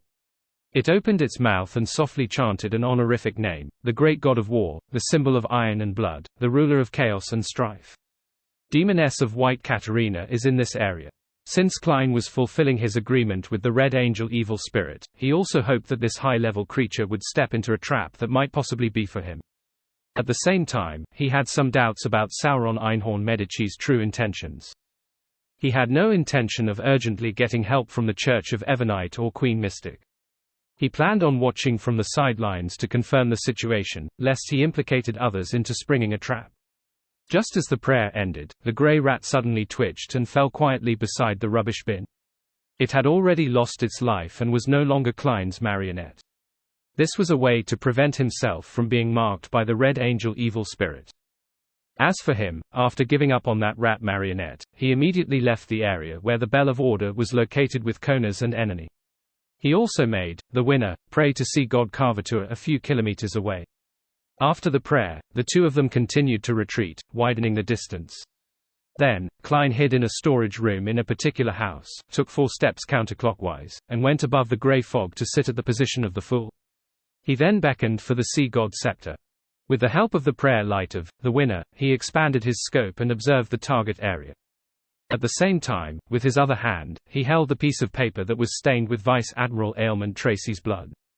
With a medium like this, and a general scope, it didn't take long under his true vision before he found the hidden demoness of White Caterina. The black-haired, blue-eyed woman was dressed in a pure white robe. She looked like a weightless feather, and she was gently drifting across the streets and alleys. Even if the patrolling policemen looked in the right direction, they were unable to detect her presence. If it wasn't for the grey fog's help, Klein could only use spirit body threads to see through the invisibility to a certain extent. Taking a deep breath, he patiently waited for the Red Angel evil spirit to appear. He also observed Caterina, wanting to know what she was looking for. He suspected that the demoness of white was targeting Tracy Cheek. Seconds changed to minutes as the crimson moon gradually tilted to the side. Having wandered around the Bell of Order for a while without finding anything, Caterina revealed a slightly frustrated and disappointed expression.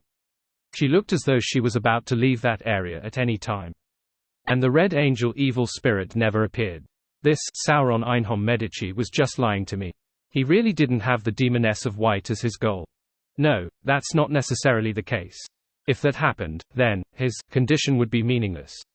The Red Angel evil spirit has actually arrived at the scene, but has chosen not to immediately take action like me. He is waiting for the battle between Caterina and me and my companions to reach its most intense state before suddenly appearing to reap the greatest benefits.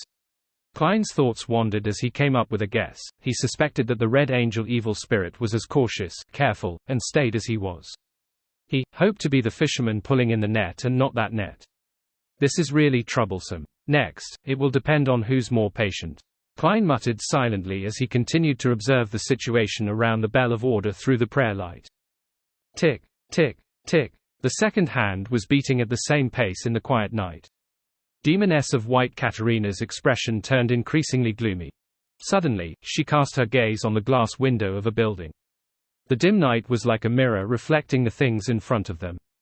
Caterina's beautiful blue eyes sparkled slightly as the surface of the mirror instantly turned dark, as though there were countless objects and layers of space hidden within. The glass window seemed to have become a passageway to an alternate world. With a thought, together with the various beyonder powers that Demoness Tracy had showcased, he suspected that Caterina was about to use the mirror world to leave this place and end her hunt tonight. How can the Red Angel evil spirits still endure this? Klein tensed up as he instinctively wanted to put down the Sea God scepter and return to the real world. He wanted to act against the Demoness of White and prevent her from leaving. As this thought flashed through his mind, he ultimately didn't move. He felt that he could still wait a little longer because even if Caterina left the surrounding area of the Bell of Order, he could still locate her again as long as she didn't discover that something had happened to her daughter. When the time came, he could first summon a Rhodes to ask about the target's actual abilities and items. Then, he could either seek the help of Queen Mystic Bernadette or the Church of Evernite to borrow a Grade 1 sealed artifact. He could then make the scales of victory tip towards him before taking action. I deliberately didn't hide my operation this time. If I were to borrow a sealed artifact and the Archbishop assents to it, that means that the goddess's true attitude towards George III is, she doesn't like the king becoming the Black Emperor, but she can only accept it silently. If someone is willing to disrupt the ritual, she is willing to provide some help. Klein calmed his slightly anxious feelings, allowing his observation to become more relaxed. At that moment, Demoness of White Caterina's expression returned to normal. She floated to the glass window and entered without any corporeal form. The layers of illusory worlds within the mirror converged as though they were constantly moving away. At this moment, using his true vision to observe the area underneath, Klein seemed to hear a shrill female scream. This cry seemed to come from another world. It contained extreme fear and disbelief. None of the residents in the surrounding area were jolted awake. No one heard anything. That was Caterina's scream. What exactly happened to her? Klein's gaze froze as he thought of something. The Red Angel evil spirit is also an evil spirit, and it's also capable of using mirror blink, thus, using this medium. In other words, he is no stranger to the mirror world. Could it be that Sauron Einhorn Medici had been hiding in the mirror all this time, waiting for the Demoness of White to throw herself into a trap? As his pupils dilated, the darkness and gloominess in the glass window disappeared. The mirror had lost its unique characteristics and returned to its original state. A few seconds later, the bottom of the glass window slowly bled, forming a liquid that slid down. In the areas that the liquid passed, the surrounding grayish-white tint spread, covering its original pale yellow color. It was like a newly embedded stone. Drip, drip, drip. The drops of liquid landed on the ground, dyeing it bright red like blood, beautiful like flowers. Upon seeing this scene, the muscles on Klein's face twitched slightly before he forced himself to use his clown powers to control his expression. This ending was really unexpected. A powerful and senior Sequence 3 Saint, one who had lived for more than 1,000 years, was unable to put up any resistance in front of the Red Angel evil spirit's trap. There was only silence left. As for Klein himself, even if he counted the 2 marionettes and the sealed artifacts he possessed, he was still a little weaker when compared to Katarina's strength. He needed to make up for this gap through prior preparations. This also meant that, if he were to face the Red Angel evil spirit, he would probably not end up any better. He would similarly be powerless and puny, slowly sinking in the torrent that followed. Is this what a former King of Angels is? Even though his strength has yet to recover to its peak state, it still leaves one in such despair. Seeing the blood seeping out from the glass window gradually lessen, he took a deep breath and returned to the real world. Following that, he and Winner Enemy exchanged positions as he teleported to the glass window. When Bizarro's sorcerers switched positions, they could only choose 2, swapping their bodies or bodies and external objects. However, it was impossible to be too precise at his current level, so Klein wasn't able to leave behind whatever he wanted. He could only choose to leave everything or not leave anything behind. Enemy, who wore Gairman Sparrow's appearance, said to the glass window in a deep voice the moment he materialized in front of it, "I have already fulfilled my promise." A figure suddenly appeared on the glass window. He was wearing a long black robe with red stripes. He casually wore a hood, revealing a soft outline. His skin was brown, and he had a pale face. He was the gatekeeper who had been possessed by Sauron Einhorn Medici. "Well done," the young man walked down from the window and said with a smile. Upon hearing this, Klein took out something from his pocket. The corners of his mouth curled up as he happily replied, "You did well too." As he spoke, he blew at the monocle in his hand and wore it on his left eye. Sauron Einhorn Medici's smile froze. For a moment, the cold night became abnormally scorching hot, as though invisible lava was surging within it. However, everything quickly returned to normal. The Red Angel evil spirit sized up Klein and smiled as if nothing had happened. "I'll say it again. You have talent in being a provoker. Back when Zaratul digested the Bizarro sorcerer potion, even he didn't dare to pretend to be Aemon in front of me." There wasn't a hint of anger in his tone. He didn't mention why Zaratul didn't dare to do so, but with his gaze sweeping across Klein, it was as if he had fallen deep inside a glacier, his body freezing in the process. This was how his actual body felt. Even though he was separated by a marionette, the back of his neck and back still had goosebumps. Without needing Sauron Einhorn Medici to say anything else, Klein understood the hidden meaning behind his words. Anyone who dared to use such a method to scare him would suffer the punishment of steel and blood on the spot. Looking at the Red Angel evil spirit in front of him who had a converged aura but was giving off a feeling of an extremely high level of superiority, Klein couldn't help but inwardly mutter, "If it wasn't for the fact that the Bizarro sorcerer potion had been digested to a certain extent, I would have thought that your willpower was as strong as steel and that your strength has returned to the level of at least a Sequence 1. And now, I can basically confirm that, under your calm demeanor, you're hiding a strong fear towards Aemon. This also means that your current level is at most at Sequence 2. Besides, I was already mentally prepared to lose a marionette. In order to quickly digest the potion, I had to take the risk. If Danitz was here and he was given the opportunity to shout out, 'Coward,' twice, he could probably quickly digest the provoker potion even if he had drunk 4 or 5 bottles. Without further agitating the Red Angel evil spirit, Klein smiled and took off the monocle. Back in the Solomon Empire, Zaratul should already be an angel. How would he still need to digest the Bizarro sorcerer potion? "I'm talking about the young Zaratul," Sauron Einhorn Medici said casually. "This is consistent with the description from the grandpa in Leonard's body." Klein nodded indiscernibly and focused on the main topic at hand. "You've already finished off the Demoness of White. What do you think?" The Red Angel evil spirit laughed and said, "Also, one must be polite. Since Katarina calls herself the Saintess of White, then you shouldn't call her a demoness anymore. Polite? A hunter emphasizing manners with me."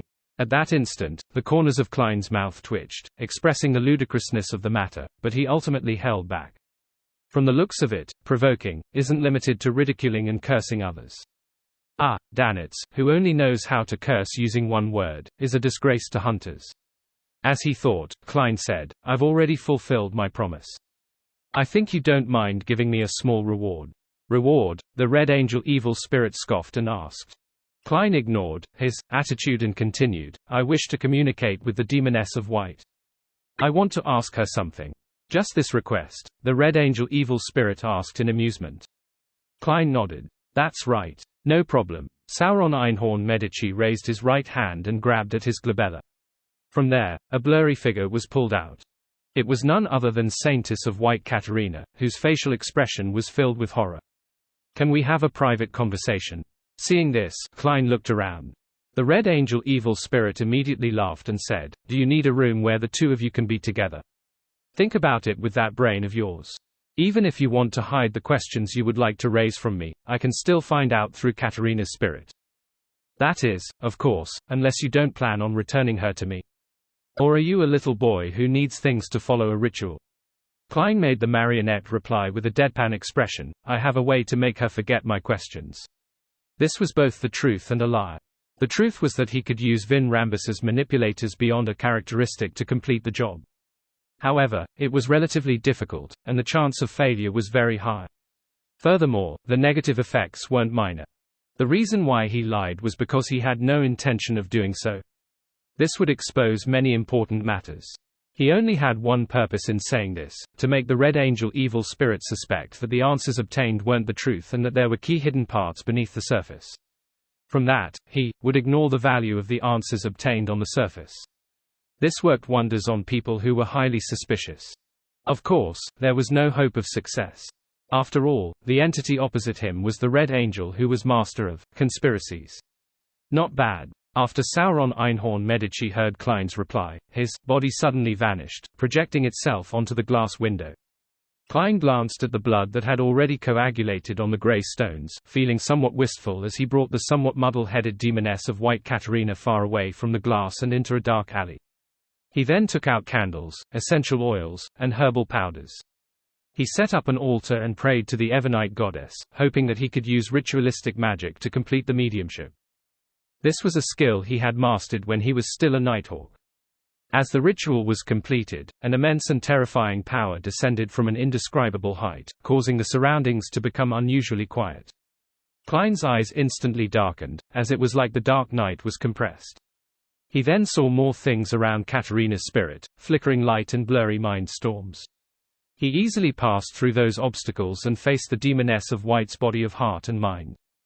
Has the cooperation between the Demoness sect and George III come to an end? Without being careless, Klein began from a less sensitive question to observe Katarina's condition. The dazed and confused look on Katarina's face faded a little as she nodded with a pure smile. "Yes. Then why are you still in Backland?" Klein asked further. Katarina replied solemnly, "I'm in pursuit of Trissy. She took an important sealed artifact from us." "What's the sealed artifact?" Klein suddenly recalled the sapphire ring that Demoness Trissy had once worn on her hand. It was intricately made. Demoness of White Katarina said with a pious expression, "It has something to do with the awakening of Primordial. Apart from its high level at grade 0, it doesn't have any special abilities. Indeed, it has to do with the Primordial Demoness. You people even changed Trissy's name to Trissy Cheek." Klein didn't reveal that he knew the true name of the Primordial Demoness. Instead, he asked, "Do you know where the other 8 mausoleums of George III are?" Katarina frowned slightly and answered in a manner meant to garner sympathy, "They're separately located in the southwest suburbs of Backland, Awar County, Eastchester County." This Demoness of White first gave a simple account of the locations of the 8 mausoleums before introducing their specific locations and situations in detail. The 8 mausoleums have already been repaired. They temporarily deactivated the teleportation tunnel. Even if they have the corresponding charms, there's no way to open them again. It's almost impossible to find them directly from the outside world.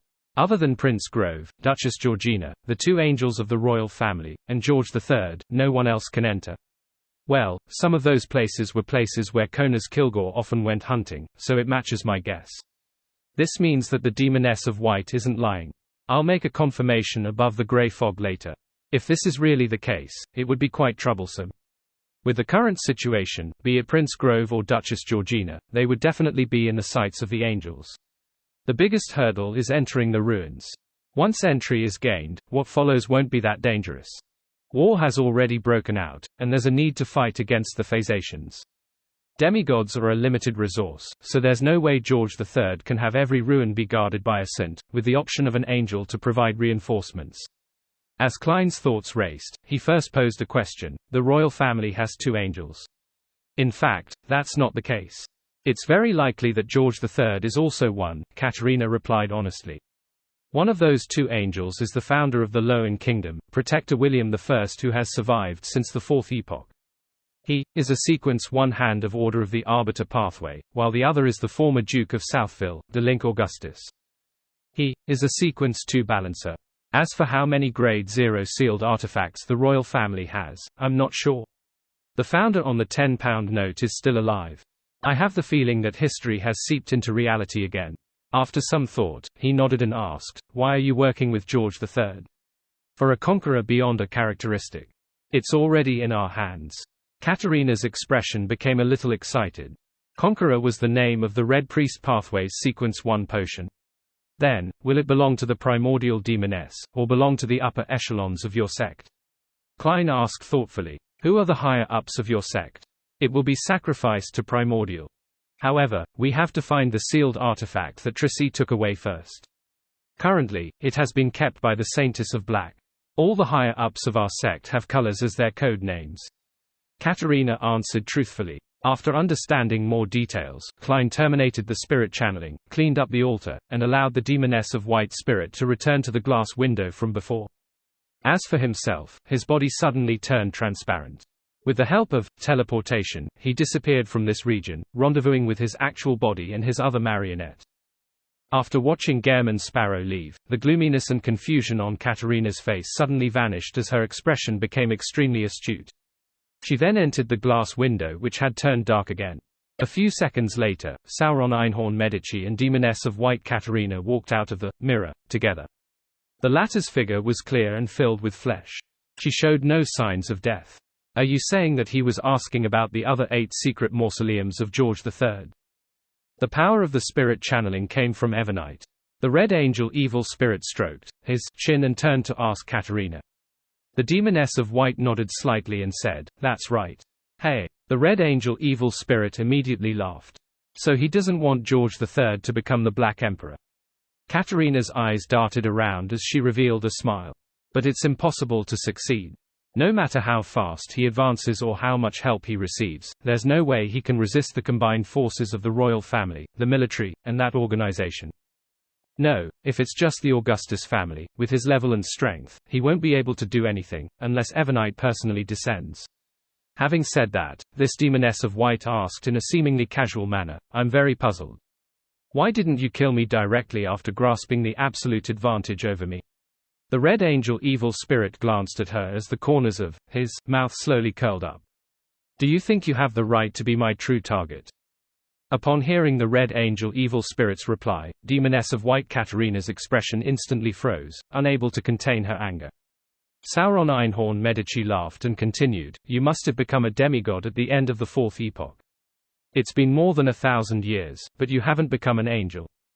Don't you feel inferior? As for that fellow just now, he had to rely on Azek Eggers to face you head-on in the beginning. He was as weak as a chick that had just hatched. But now, in less than a year, he has already advanced to Sequence 4 and obtained godhood. He has the ability to match your strength.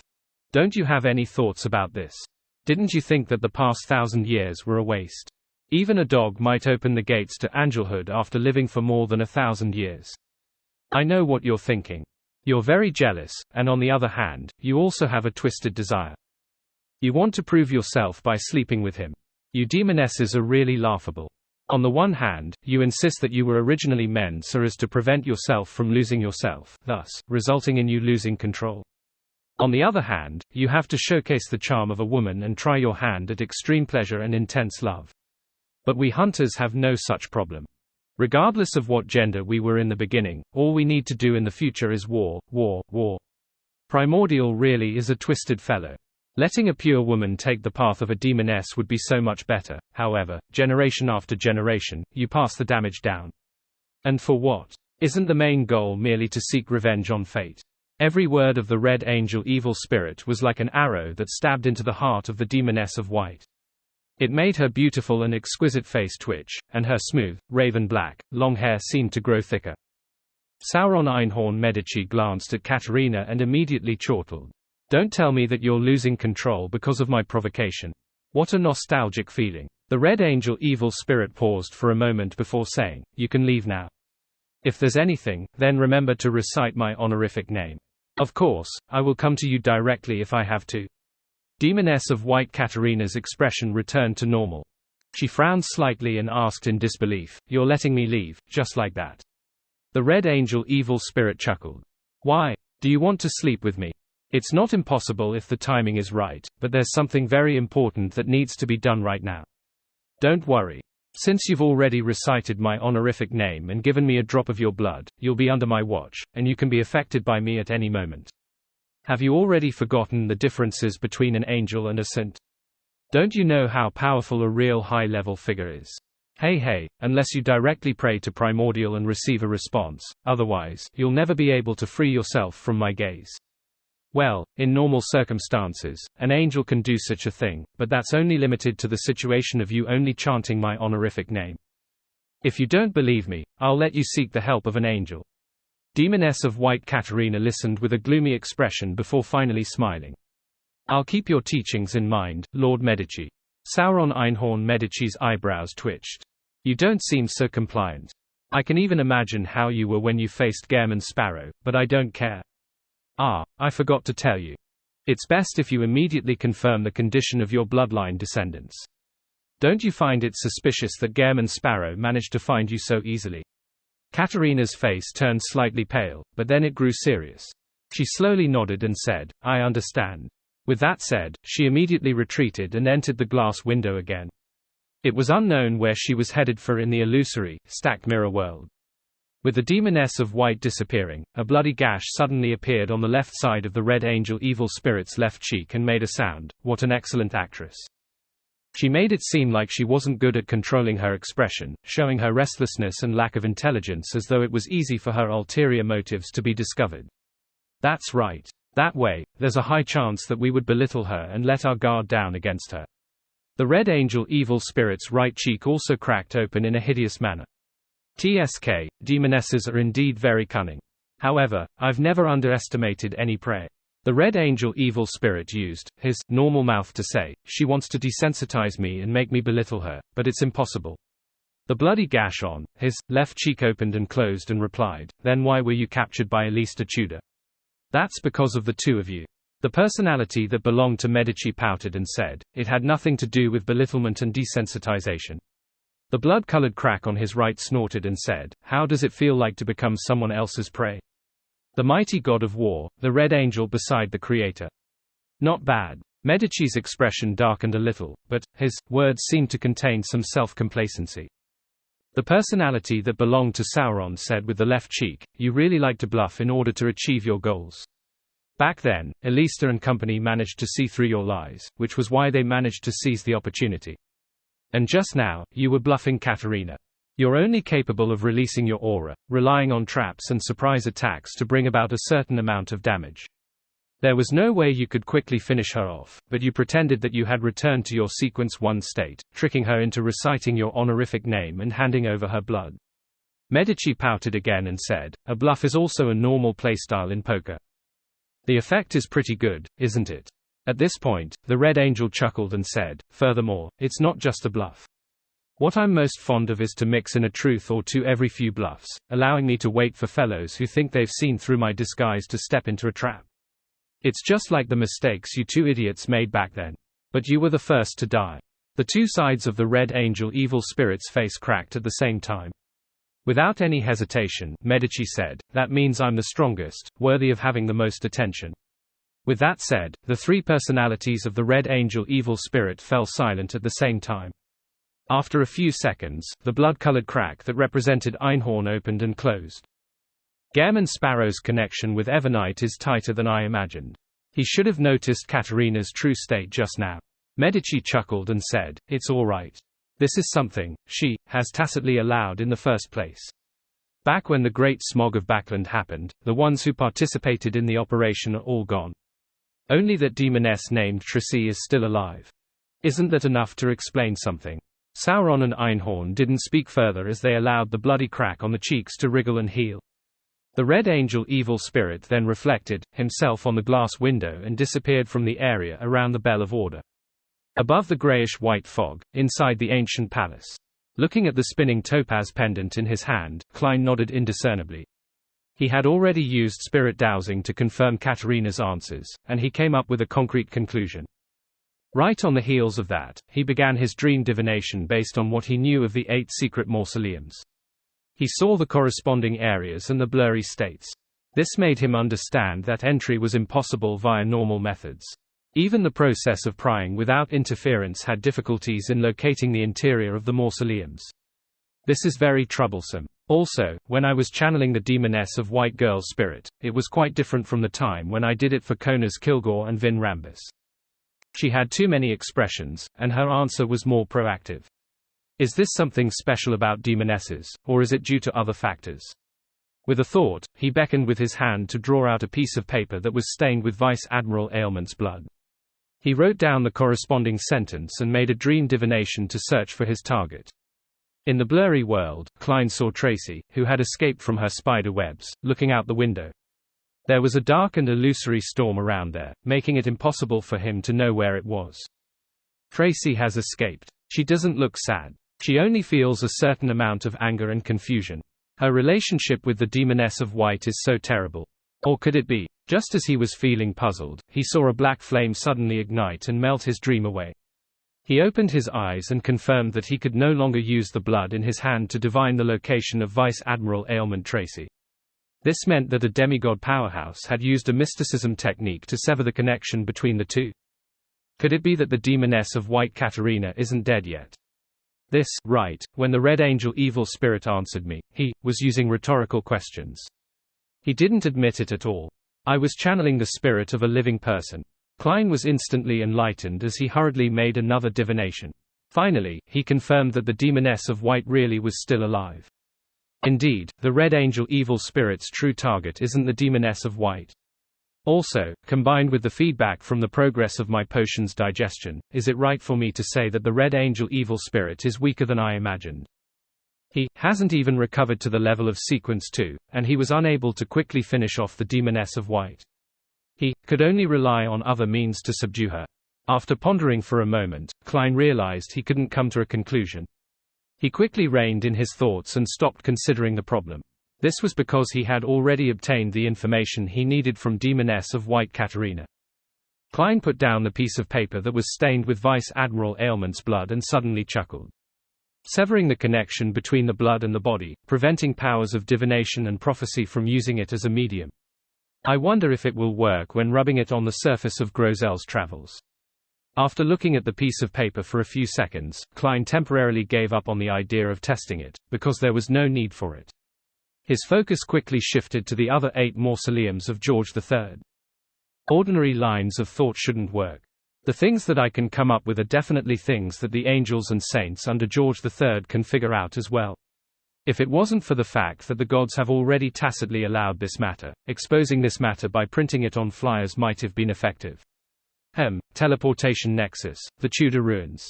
This, as he thought about it, a thought suddenly came to his mind. He had an idea. In the magnificent palace above the grey fog, Klein stretched out his right hand and tapped the edge of the long, mottled table as he muttered silently, the 5 large family clans of the Tudor dynasty are Aemon, Abraham, Antigonus, Jacob, and Tamara. The one who helped Alista Tudor become Blood Emperor were the kings of angels, Adam, Aemon, and Abraham. Can it be inferred that, during the time of the Tudor Trunsoist United Empire, there were the consuls, Aemon and Abraham standing beside Alista? If that's the case, Blood Emperor Alista Tudor didn't have plans on switching paths in the beginning. When he secretly constructed the mausoleums, he likely would have sought the help of one or more of the following: Aemon, Abraham, and Antigonus. As for Bethel Abraham, he's Mr. Door, and he grasps the apprentice pathway. When it comes to teleportation, even a true deity might not be as good as him, so, could the teleportation nexus in the Tudor ruins be set up by Bethel Abraham? There's a high chance of that. Yes, only important figures like Mr. Dorr can enter and exit a secret ruin at such a level. Even my divination above the grey fog is unable to pinpoint its location. Likewise, it's difficult for an angel who wields concealment to enter it directly. Amidst his thoughts, Klein was leaning more and more towards his own guess being closer to that of reality. I wonder if Mr. Dorr left behind any relevant information to provide accurate coordinates or methods of entry. This would require Miss Magician to ask her teacher again. Sigh, I really hope that Miss Magician can become a traveler as soon as possible. That way, she wouldn't need to rely on writing letters to contact her teacher. She could teleport over directly. Yes, she can do it now, but the act of being able to record so many traveling spells would scare her teacher and arouse suspicion. It's really troublesome. If there are no records left behind by the Abraham family, do I have to attempt to converse with Mr. Dorr? Not only is this troublesome, but it's also dangerous. Most importantly, Miss Magician isn't even sequence 5 yet. She hasn't been able to clearly hear, much less respond to Mr. Dorr. It's impossible for me to turn her into my marionette or descend onto her body. Early on, Klein had seriously considered communicating with Mr. Dorr through Miss Magician when he first pulled her above the grey fog. Later, after he came to learn more, he grew increasingly apprehensive about the idea, and he didn't dare take the risk. Furthermore, the level he was at now lacked the measures that spelled sufficiency and security. As his thoughts churned, he suddenly sighed and said a word: patience. At sea, on an island with relatively high pirate activity. Foz raised her glass and took a sip of the transparent and colorless liquid in anticipation. Her face scrunched up as if she had tasted something hard to swallow. Peeved, isn't this Lanty proof too inferior? Why are they having so much fun drinking this? Foz put down her cup, raised her right hand, and fanned her mouth. She softly muttered, apart from the alcohol content, it doesn't have any other strengths. Oh right, it's also cheap. After drinking a mouthful of cold water from another cup, Foz picked up a fountain pen and wrote in a rather poor quality notebook, the pirates here are only in pursuit of strong liquor while keeping an eye on the price. To them, being drunk is more important than anything else. 3 pirate friends that I know have told me that this port city was built by them. At first, they only docked their ships here to hide their loot and settle their families. Later on, the bankrupt, adventurers, and tax fugitives came to this place and settled down. They also plowed the lands on the island and built houses. Finally, an entrepot market was formed, and the merchants at sea swarmed over like sharks smelling blood. At this point, Foz looked up at the 3 pirates curled up in a corner. Do you have anything else to say? The 3 burly pirates trembled at the same time and said with a mournful expression, no, really. We have nothing. I have to say that it feels pretty good to imitate Mr. World's attitude when it comes to dealing with pirates. Foz sighed and shook her head. She retracted her gaze and continued writing, there's a liberal mood here. If the women are interested in any man, they can, like the men, offer a price. Similarly, it works when a man catches the eye of another man, or when a woman catches the eye of another woman.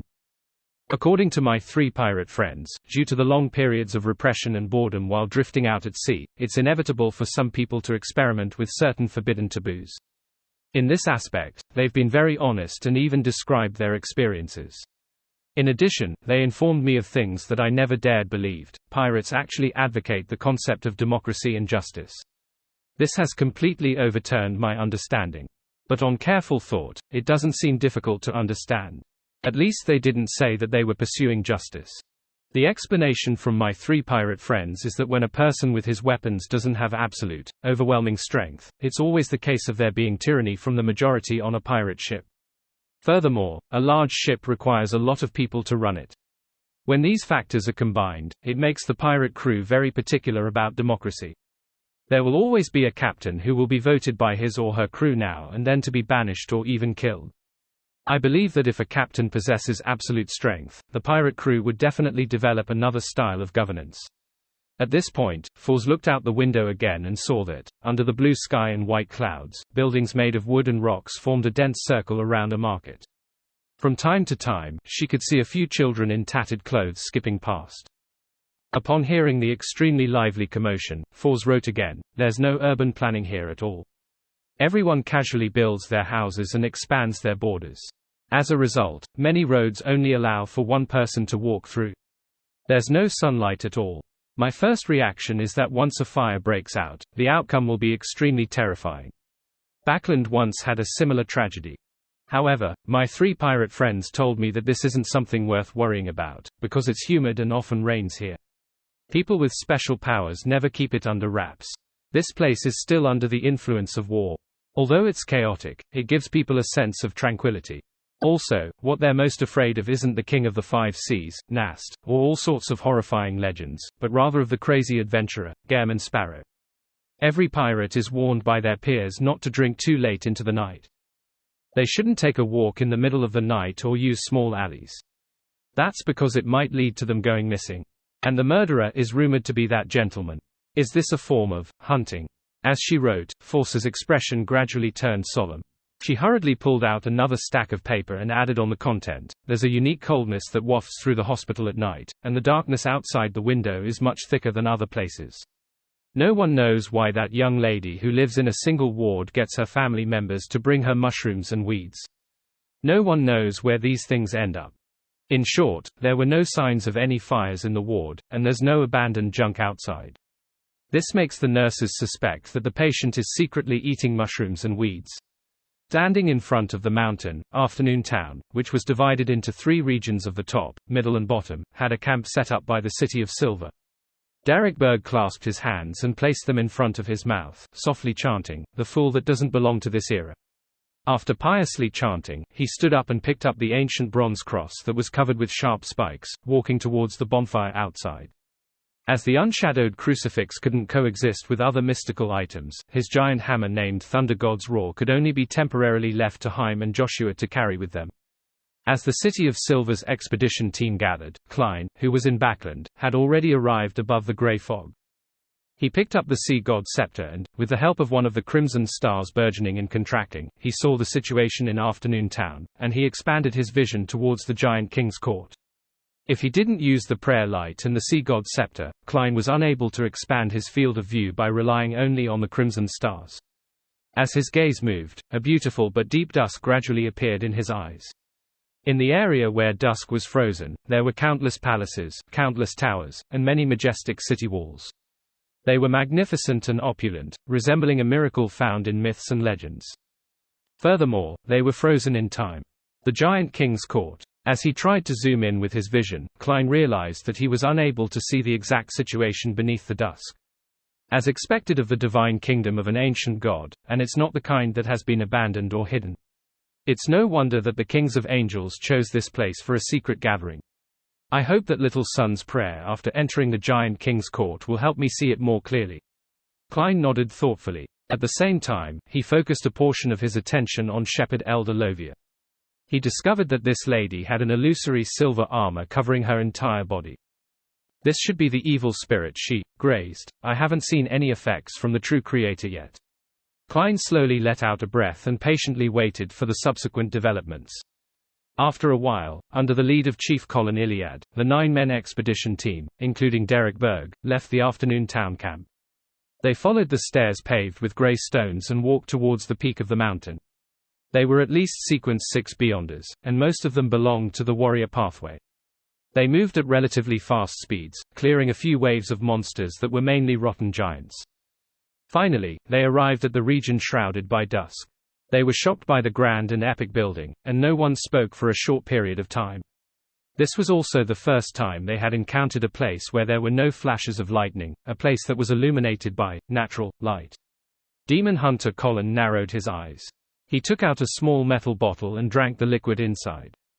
After their evolution over the many generations, they were more accustomed to the dark environment with frequent lightning.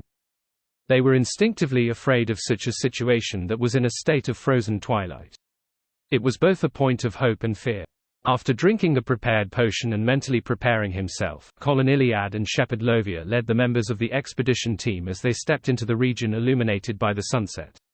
Before Derek could sense anything, he saw the unshadowed crucifix in his hand drop, revealing a corporeal form formed from pure light.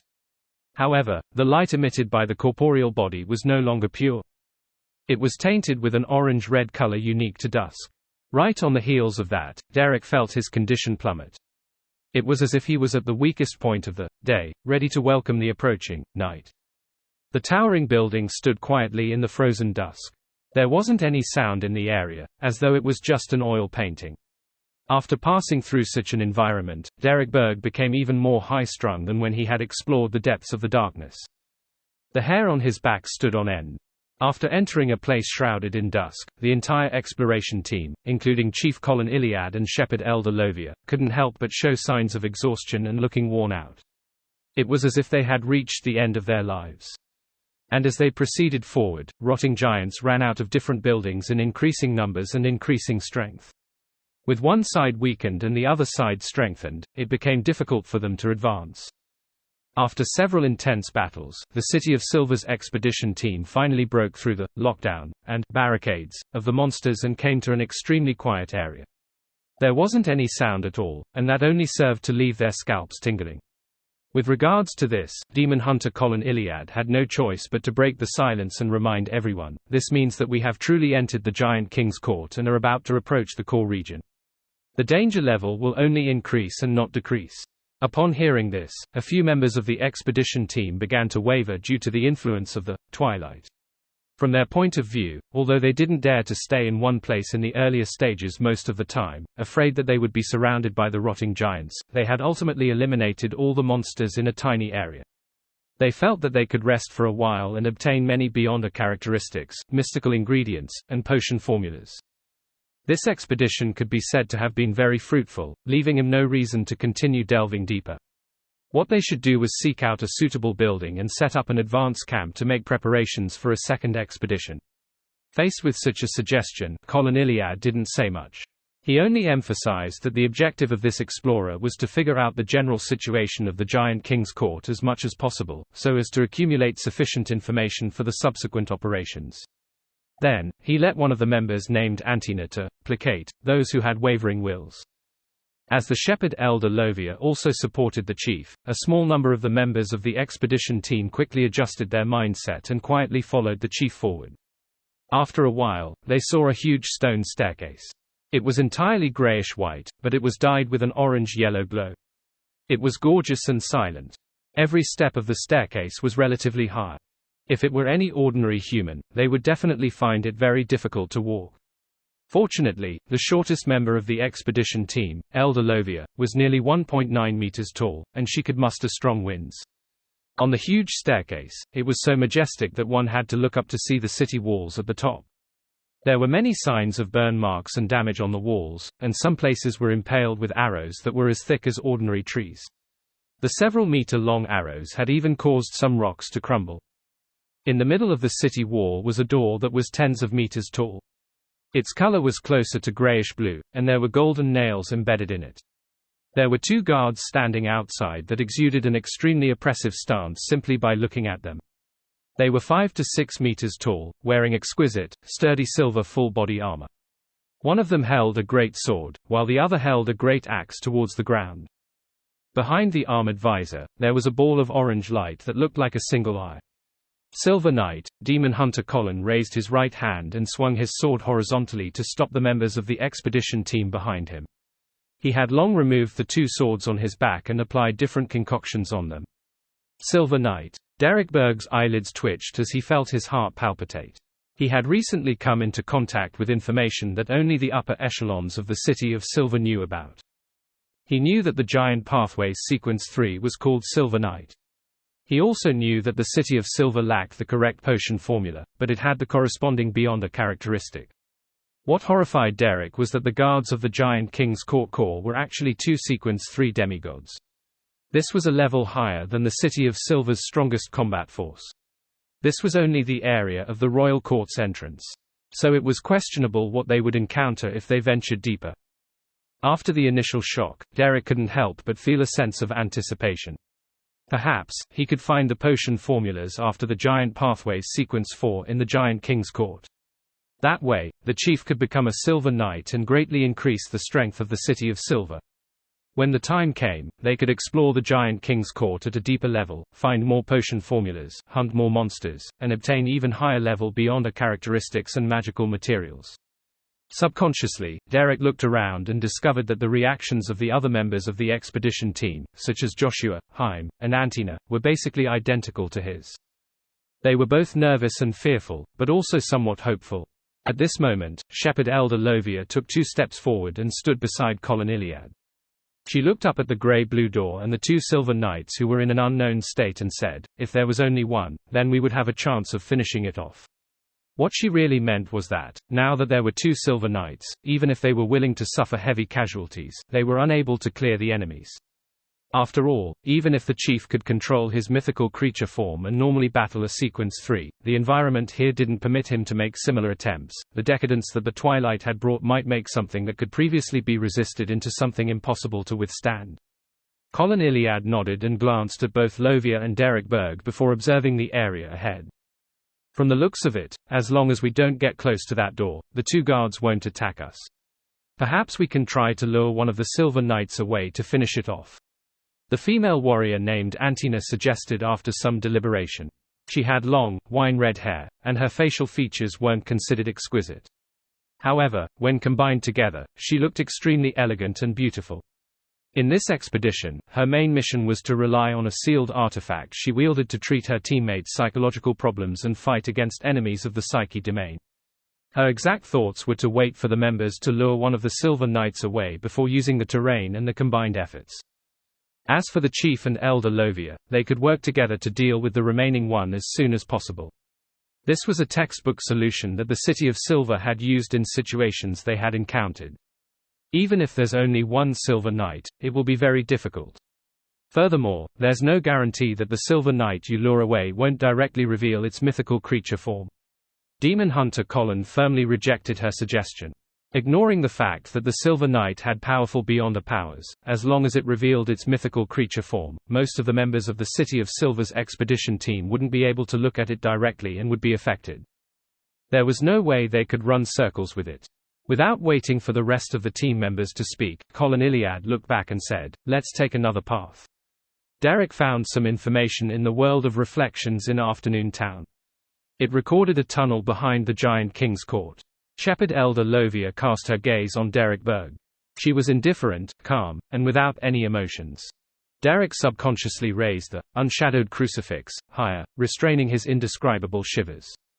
"All right." Lovia agreed with Colin Iliad's suggestion.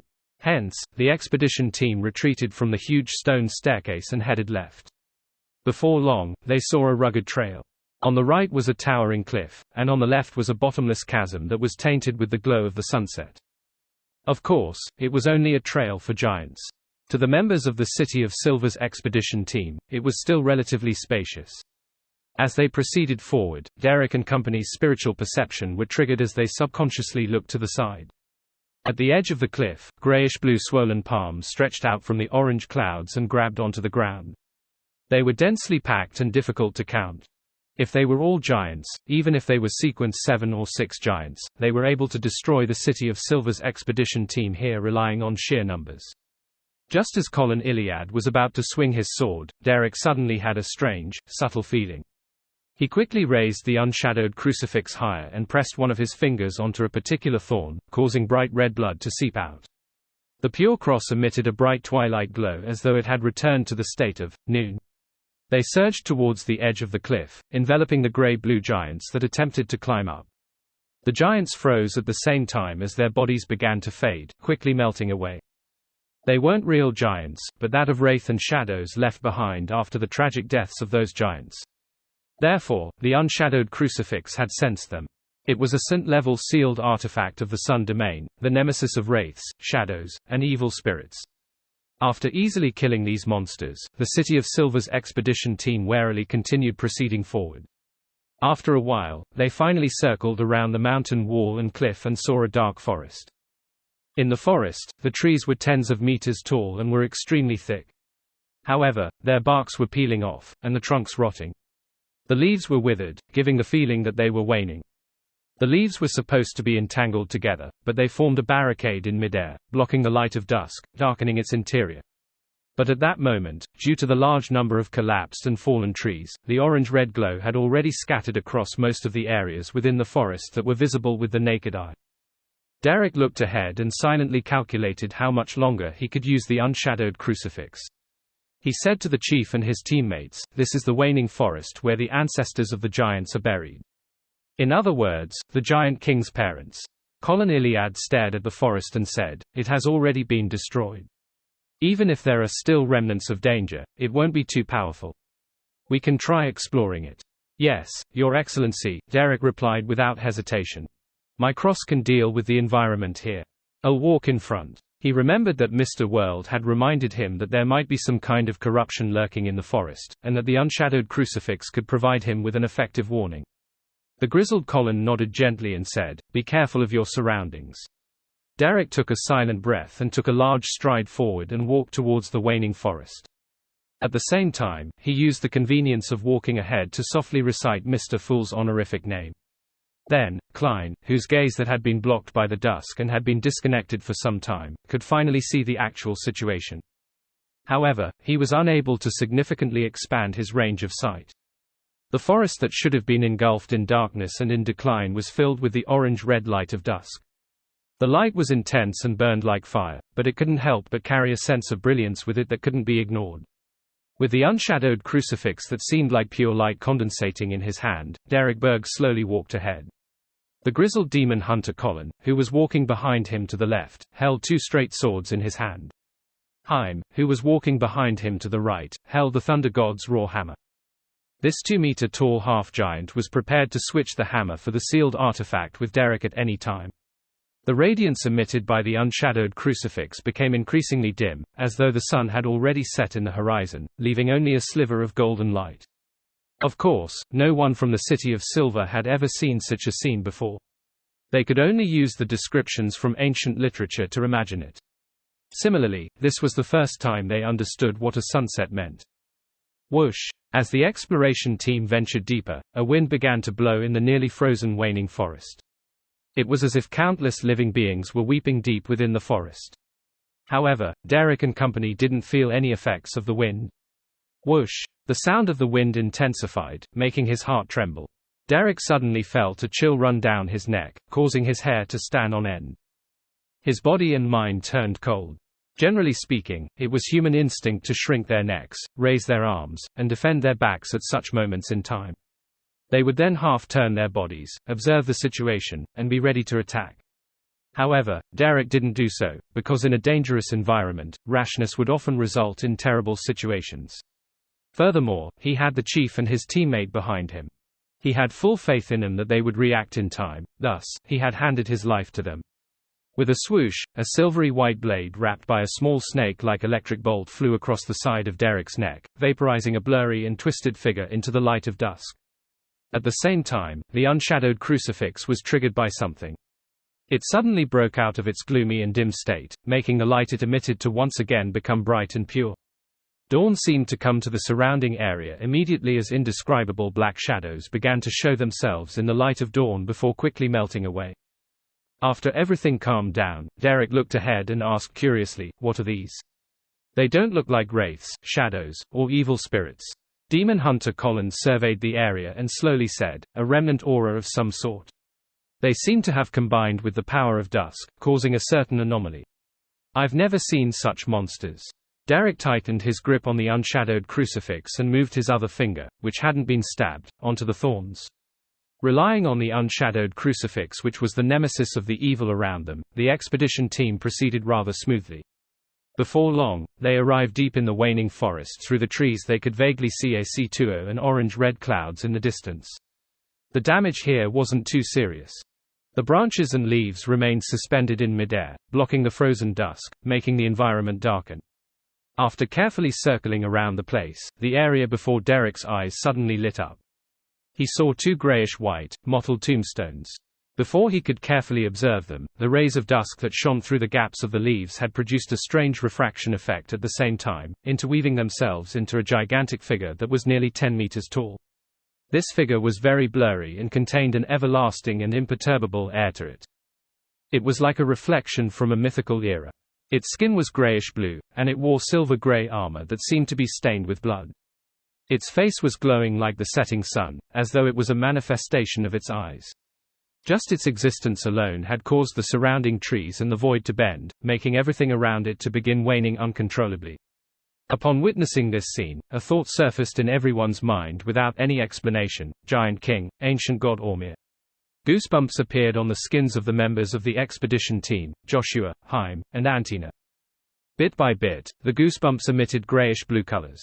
At the center of their eyebrows, flesh and blood was squirming, as if a monster was about to bore out.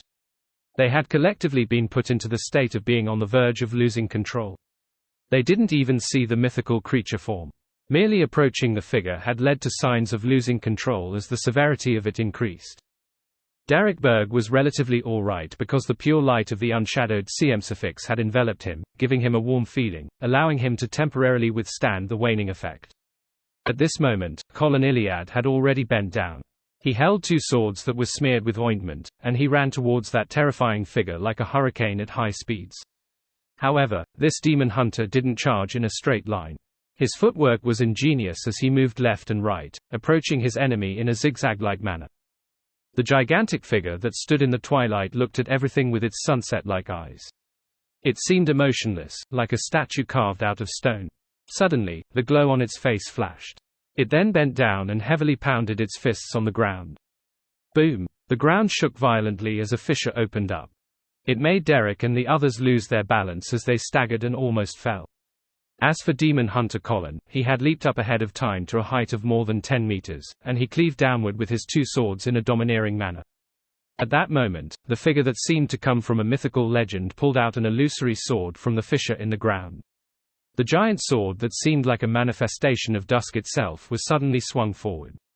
The orange-red storm of light suddenly took form and swept towards Demon Hunter Colin, as well as Derek and company who were right behind him.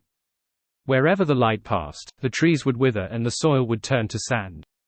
Everything began waning in an irreversible manner as a path was drawn out. Boom! The twilight storm was blocked by invisible walls, causing the forest to shake. At some point in time, Shepherd Elder Lovia had appeared beside Derek. In front of him was a tall and illusory figure covered in silver armor. The figure with a dark red glow near its eyes genuflected and stabbed an illusory great sword into the ground, creating an unusually strong and invisible wall. Bam! At this moment, Demon Hunter Colin's two swords slashed at the nearly 10-meter tall figure that possessed the aura of an ancient god, sending off countless sparks. The silver-white figure didn't suffer any damage. The silver-gray armor that was covered in blood spots only dimmed a little. With the force of the rebound, Colin once again soared up. He flipped in midair and launched his attack again. In the waning domain, he didn't dare release his mythical creature form, because it was very likely that there was no way of reversing it. Seeing that the phantom that stemmed from a mythical legend had been blocked, Derek hurriedly followed the sudden tremor and heat from the unshadowed crucifix in his palm, and he pressed his finger against the spike. His blood surged into the cross along with the pain. A vigorous and bright light churned out, flying into the air and turning downwards, instantly enveloping the figure in silver-gray armor. His eyes were like a miniature setting sun. In the holy, solemn, and pure light, the gigantic and illusory figure stopped moving, as if it had encountered its natural enemy, and the silver-gray armor that was tainted with the light of dusk began to melt. Seizing this opportunity, the evil spirit knight in front of Shepherd Elder Lovia pulled out the illusory great sword from the ground. With several silver rifts that oscillated between disappearing and reappearing, they instantly struck the enemy. Demon Hunter Colin's two swords cleaved downward, as though they were emitting rays of the light of dawn that enveloped the head of the ancient figure. Joshua, Haim, and the others didn't hesitate to unleash their strongest attacks. After 3 rounds, the illusory figure that seemed to have transmigrated from time had finally begun to crumble, being reduced to burning orange dots of light. When Demon Hunter Colin landed on the ground, he deliberated and said, "That should have been the remnants of the Giant King's will to protect this area. After many years of melding with the environment, it has a certain degree of strength and a form. It's a type of evil spirit. What secrets are hidden here?" Upon hearing the chief's words, everyone cast their gazes forward, towards the place where the terrifying phantom had barred their way. The atmosphere was rather heavy. Fortunately, it was only an evil spirit that was restrained by the unshadowed crucifix. It was just a tiny portion of its remnant will and had almost no strength left. After thousands of years, it's still as terrifying as ever. What would a real ancient god be like? Why would he have such a strong will to protect this? Is it because it's where his parents are buried? As Derek heaved a sigh of relief, he followed the chief and company towards the tomb while being plagued with puzzlement and curiosity. "Phew, there's no need for me to do anything. I have to say, this unshadowed crucifix really is very useful in the Giant King's court. It's so good that I'm wondering if it's Adam's goal. Above the grey fog, Klein heaved a sigh of relief and lowered the sea god's scepter that had been raised higher. He then cast his gaze at the place where the Giant King's remnant will had continued protecting for over thousands of years. The first thing he saw was two ancient mottled tombstones. On them were the words, Father, and Mother, in Jotun. They contained a mysteriousness that could stir the powers of nature. It allowed one to directly feel the mixed emotions of nostalgia, sadness, pain, and guilt without realizing that they were infected and making them feel depressed. Behind the stone pillar was a grave, but it had already been destroyed, revealing two black coffins underneath. It was unknown who had opened the lids of the coffins, as though a confirmation had been made. This made the two grayish-white skeletons lying inside become bathed in the light that penetrated through the leaves, dyeing them with an orange-red color that resembled blood. These two skeletons had the shape of humans. One was less than 1.9 meters tall, while the other was less than 1.8 meters tall. One of the two humanoid skeletons wasn't more than 1.9 meters tall, while the other was less than 1.8 meters tall. It looked ordinary, but it delivered an unimaginable blow to Klein, who was above the gray fog. At that moment, it was as though he had returned to the time when he saw the door of light and the cocoons. Although the emotions he felt were different, the shock was almost identical. This isn't the corpse of a giant. This definitely belongs to a human. The parents of the giant King Ormir were humans. Klein's pupils dilated suddenly, as though they were thirsting to let more light in for him to see it more clearly. However, no matter how he observed or scrutinized the skeletons, he couldn't find any characteristics of giants from the two grayish-white skeletons. Their limbs were perfectly proportional, and their bones had two eye sockets. They were definitely not underage giants. After a brief moment of silence, Klein lowered his hand with the sea god's scepter once again as thoughts flashed through his mind. Perhaps they're parents that aren't related by blood. Maybe, the ancestors of the giants are humans. In the first epoch where chaos and madness reigned, some humans fused with the Beyonder characteristics, mutating into cruel, irrational, and bloodthirsty giants. On the one hand, their descendants inherited their physical the other hand, they gradually recovered mentally. Hence, they stabilized themselves to become a savage and bloodthirsty race. Among them, Giant King Ormir was the first batch of mutants, but he had managed to maintain a certain level of rationality, hence, becoming an ancient god. The source of all of this does resemble the origin myths, the original creator. After his thoughts settled into a theory, he began making connections while coming up with more questions. Why does the Giant King want to label the waning forest as a forbidden area and not allow any living creatures to enter? He doesn't wish for the fact of humans being the ancestors of giants to be known. But if that's really the case, he could have just cremated his parents' remains.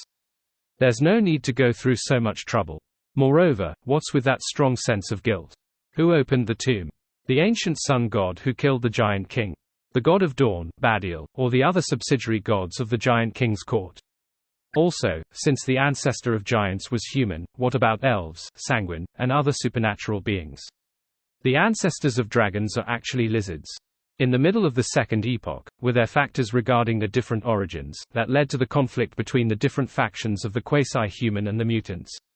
As Klein didn't have enough clues or information, it was difficult for him to make any judgment or think of any more possibilities. He could only forcefully rein in his thoughts and focus his attention on the City of Silver's expedition team. At this moment, demon hunter Colin led Lovia, Derek, and company to the stone tablet and saw the remains in the tomb. They also fell into an indescribable silence for a long time. Finally, Joshua, who was wearing a scarlet glove, asked hesitantly, "These are the parents of the Giant King?" From this City of Silver's Dawn Paladin's point of view, the two corpses were indeed not as tall as giants. They were even inferior to him from back when he had just become an adult.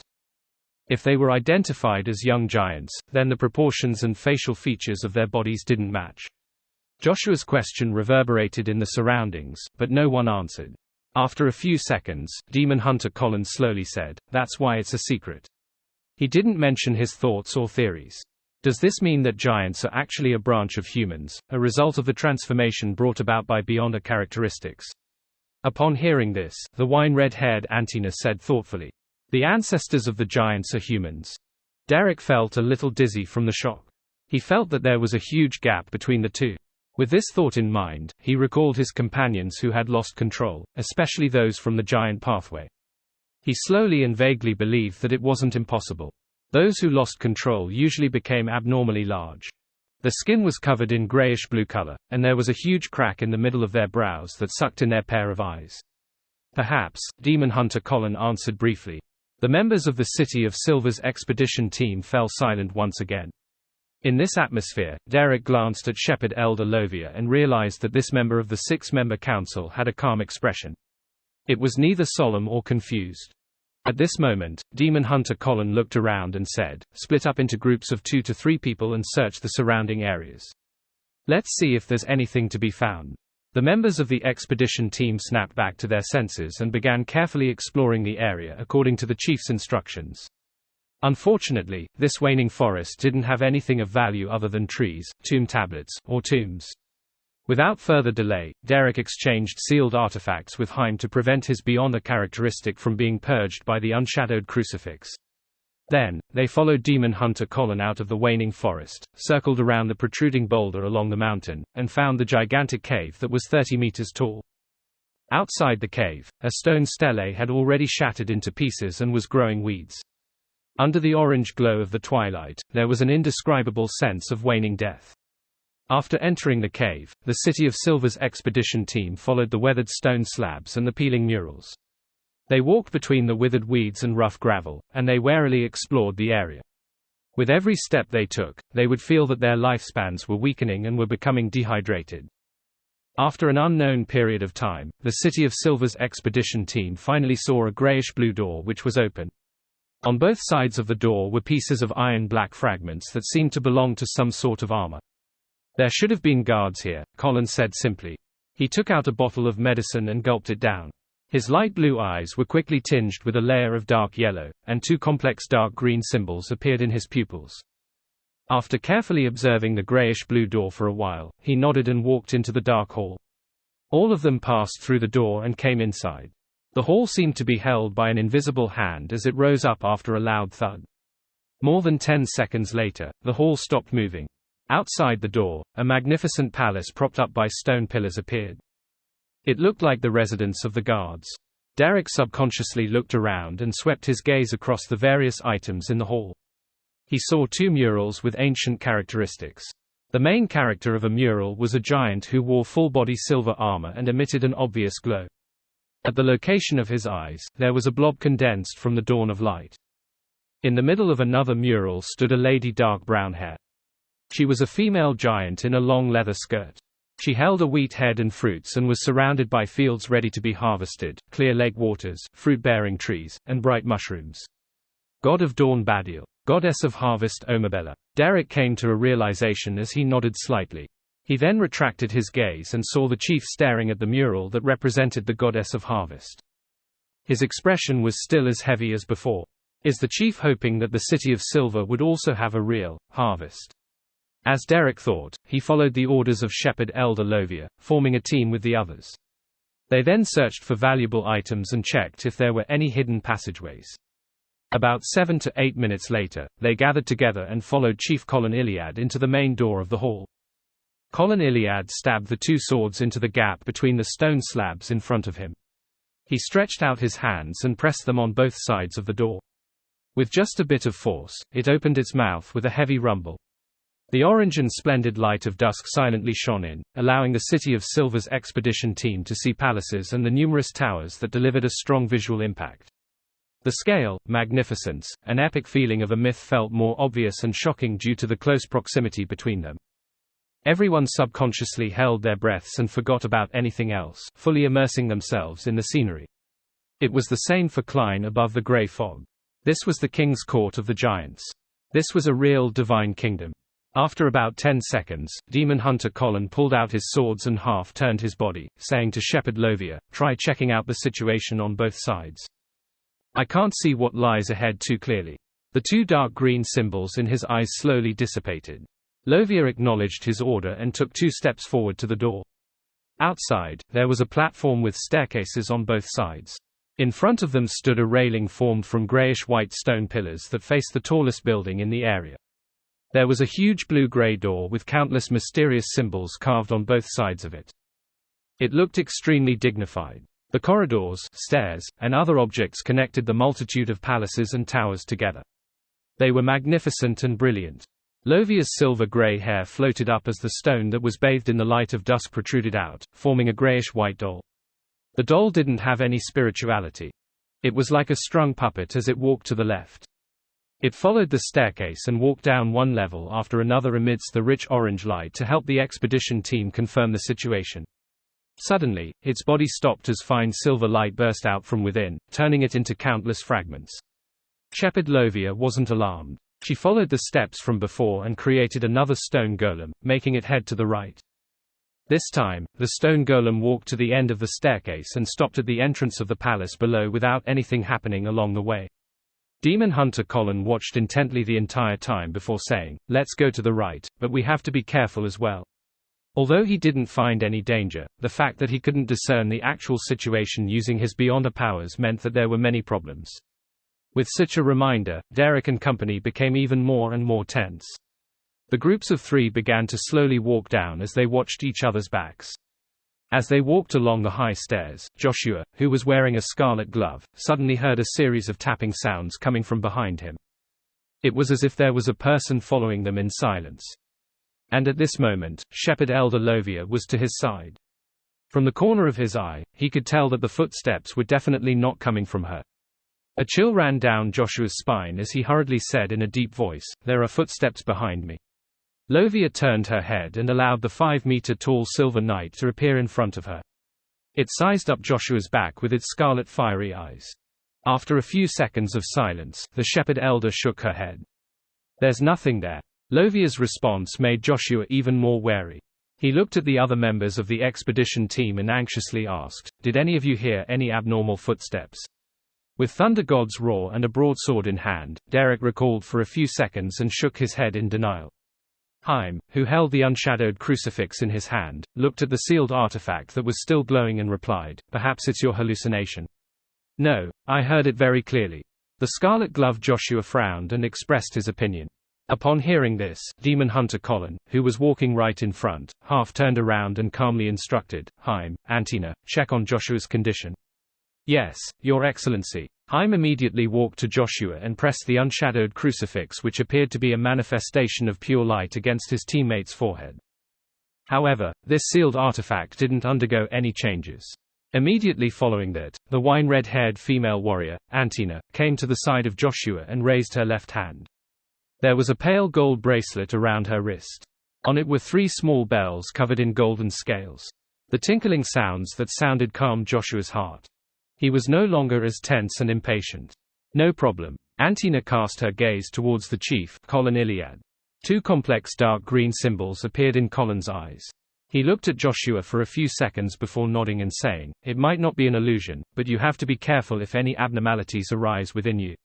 Seeing the chief supporting him, Joshua secretly heaved a sigh of relief. All right. After the doubts were temporarily put away, the City of Silver's expedition team continued down the staircase that was covered in the glow of sunset, one level after another. Suddenly, everyone heard a groan. From the corner of his eye, Derek Berg saw Joshua raise his hands and strangle his neck. As he was a Dawn Paladin, he had immense strength. Just as he let out a grunt, his hands snapped his neck. With a gloomy and twisted expression, Joshua collapsed, his eyes filled with disbelief. The person who killed him was himself. Although Derek and the others didn't manage to react in time, the years of training and the experience they had gained from exploring the depths of the darkness made them instinctively take up battle positions, wary of any subsequent attacks. Then, they heard a muffled grunt. It was from Shepherd Elder Lovia. The facial muscles of the woman with long silver-gray hair tightened as obvious twitching and squirming appeared, as though another face had grown out. She plopped to the ground on the wide staircase as she grimaced with indescribable pain. Her hands moved slowly but uncontrollably as she clenched her neck. Just as Lovia was about to exert her strength, 2 swords that were smeared with silver-gray ointment reached out and pried her palms apart. Demon Hunter Colin, who was already prepared, reacted in time. Lovia's body twitched as she lowered her head even further. Opening her mouth, she spat out pieces of torn flesh and incomplete organs. She took a deep breath, as though she had finally recovered. Then, she propped her elbow on the ground and took a step forward, prostrating herself and swallowing the flesh and blood organs that she had just spat out in a pious and humble manner. Demon Hunter Colin, who had several old scars on his face, quietly watched this scene without stopping her. Finally, Lovia looked up and said with her unfocused grey eyes, "It was degeneration. A form of degeneration that everyone has. Do you have a solution?" Colin asked without any change in his tone. Lovia nodded without hesitation. Yes. As soon as she finished speaking, she used her right hand to grab her left index finger. With a loud snap, she pulled it out and stuffed the blood and bones into her mouth. As she chewed, she muttered, "The Lord that created everything, the Lord who reigns behind the curtain of shadows, the degenerate nature of all living things. The honorific name of the true Creator." Derek's eyelids twitched when he heard that. He suddenly felt that something subtle was happening around him. The orange glow became more saturated and closer to the color of blood. Above the gray fog, the fool Klein's expression instantly turned solemn. Although he couldn't see anything through his true vision, he could vaguely sense that there was a gaze cast over from afar, causing it to interfere with his observations, thus weakening his clarity and range. In addition, that gaze gave him a strange sense of familiarity. It's difficult to not be familiar with it. The first half of my life after I transmigrated was to deal with him, his son, his oracle, his wish to descend, the items left behind by him, his crazy ravings, and all sorts of neurals related to him. At that moment, Klein was completely certain that the entity who had begun to focus on the City of Silver's expedition team was none other than the true Creator. Frankly speaking, when Lovia began to recite the honorific name of that entity, Klein wanted to directly smite her with lightning storm and eliminate the problem before it appeared. However, he ultimately held back the urge because he wasn't confident that he could finish off the shepherd in one strike. The evil spirit that Lovia had grazed was likely at the level of a sequence 3. Although it had died a long time ago, its current combined strength was still at the level of sequence 4. It likely wasn't a problem for her to withstand lightning storm, which was close to but not at the angel level, for some time. And once the fool couldn't easily kill Lovia, it would be a sign of fear in the eyes of Demon Hunter Colin. In addition, Klein believed that Colin Iliad was happy to see Shepherd Elder Lovia chant the true Creator's honorific name. He wanted to use this to put the fool in check and achieve some semblance of balance. This was actually an act of disrespect in front of deities, making it very easy to anger those great existences, but there was nothing that Colin Iliad could do. He couldn't simply trust the fool and the true Creator, so he could only try his best by probing them while staying on the edge of a cliff. Only by doing so would the City of Silver not suddenly be destroyed like the cities that had been buried deep in the darkness, covered with the dust of history.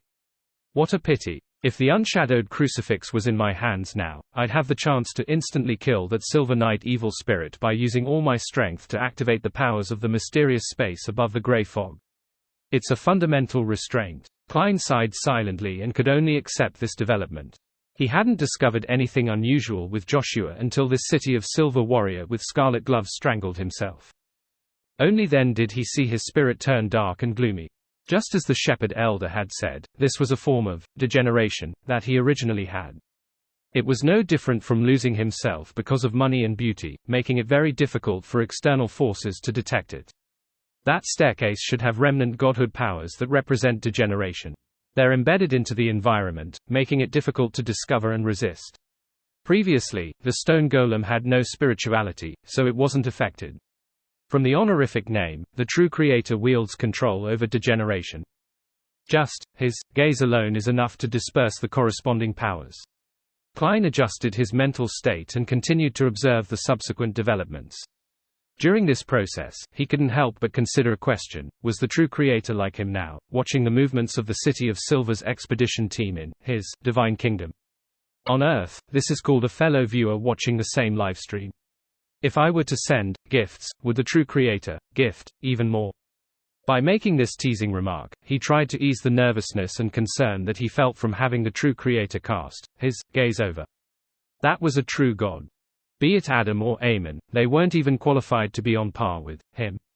At that moment, Shepherd Lovia had already stood up, and her left index finger had also grown back. She looked at Chief Colin Iliad and said, "This region will no longer suffer from degeneration." This meant that the staircase wasn't that dangerous anymore. Normally, the expedition team would ignore Joshua's corpse. Whether they advanced or retreated, they couldn't afford to waste any time. If they stayed in an extremely dangerous area for too long, the other members would have an accident. However, since the six-member council's elder Lovia used a tone of certainty to indicate that there were no problems nearby, they could rest and deal with it. Derek put down Haim's broadsword and walked to Joshua's side. After staring for a few seconds, he bent down to pick up his scarlet glove and wore it on his left palm. He still remembered that Joshua was always bragging about the mystical item he had obtained during an expedition. He could also clearly recall that when he left the afternoon town camp, he had said that he would be forced into a marriage after the expedition, with no idea as to who his wife would be. Yet, an hour later, this teammate had turned into a cold corpse. To the people of the city of Silver, this was something that happened frequently. No one cried or broke down. However, there was an emotion that had already seeped into their bones and blood. It was heavy and mixed with grief. They watched as Derek raised his left hand and aimed it at Joshua's corpse. A blazing flame flew out, enveloping the teammate who had been fighting alongside them earlier. After the cremation, Demon Hunter Colin put away the Beyonder characteristic that had seeped out. The rest of the team members grabbed a handful of ashes and placed them into a hidden pocket in their clothes. Amidst the silence, they continued down the stairs and arrived at the bottom of the staircase. There was a towering palace bathed in the glow of dusk. Behind it was a corridor and staircase that led to another area. The palace door was open, and it was pitch black inside. Not a single ray of light could shine inside. Demon Hunter Colin carefully observed for a while before saying, just like in the outside world. What he meant was that the group should use various means to maintain a lit environment and not allow themselves to fall into a state of absolute darkness. Hence, Haim activated the unshadowed crucifix, allowing it to envelop all of his teammates. At the same time, Antina lit a lantern and held it in her hand, in case the cross suddenly lost its effectiveness. The group entered the palace and walked through the abnormally empty hall. Their footsteps reverberated into the distance, but there weren't any echoing sounds. As he walked, Derek suddenly felt his eyelids grow heavy as he felt a strong sense of sleepiness. At this moment, he heard the chief's low growl, "Don't fall asleep." Derek suddenly woke up, snapping out of his fatigued state of not being able to open his eyes. At that moment, a female warrior's body went limp and fell to the ground, as though she had fallen into a deep slumber. Then, she disappeared into thin air and disappeared in front of everyone. Demon Hunter Colin and Shepherd Lovia exchanged looks for a while before shaking their heads and leading the team forward. During this process, they would hurt themselves from time to time, using pain to stay awake. Finally, they passed through a bunch of arches and saw the darkness that couldn't be dispelled up ahead. With the help of the light from the team, they discovered that it was a hall with countless murals drawn. In the middle of the hall was a long dark red table. Situated around it were high back chairs with intricate patterns. This, Derek felt a baffling sense of familiarity.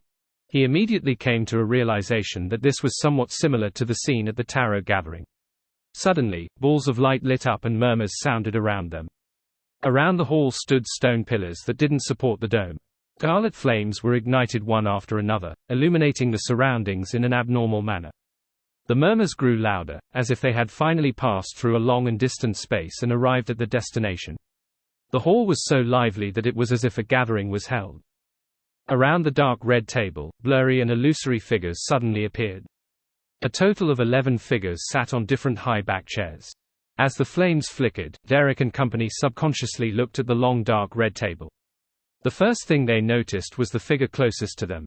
The figure wore a simple linen robe, and had a head of long silver hair and indiscernible facial features.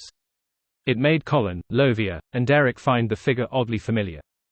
In an instant, they felt as though a bolt of lightning struck their minds, illuminating their blurry memories. Angel of Fate, Ouroboros. Read more chapters at allnovelfull.com. Just as the pupils of the team from the City of Silver dilated, the figure turned around and looked at them. A pair of indifferent eyes immediately occupied their vision as extraordinary mysterious rings appeared. In a daze, Derek saw a figure in front of him. He was a handsome, radiant, and energetic man. He wore a pure white robe and had short golden hair. With his appearance, the surroundings became abnormally bright. The warm feeling was like a ray of light, instantly filling every spot. Derek felt as though he had seen the day, as mentioned in legends, momentarily forgetting where he was or what he was doing. The man took a step forward and his blurry figure overlapped with Derek. Then, Derek sat beside the dark red long table, occupying one of the high-back chairs. He had become the handsome and radiant man who was attending a secret gathering. At the same time, the grizzled City of Silver chief, Colin, whose face was covered in old scars, encountered the same blurry and illusory figure. The figure was 7 to 8 meters tall. He was wearing silver full-body armor, and his eyes were glowing like the light of dawn. He raised the long sword in his hand, letting it press against Colin Iliad's forehead like a scepter.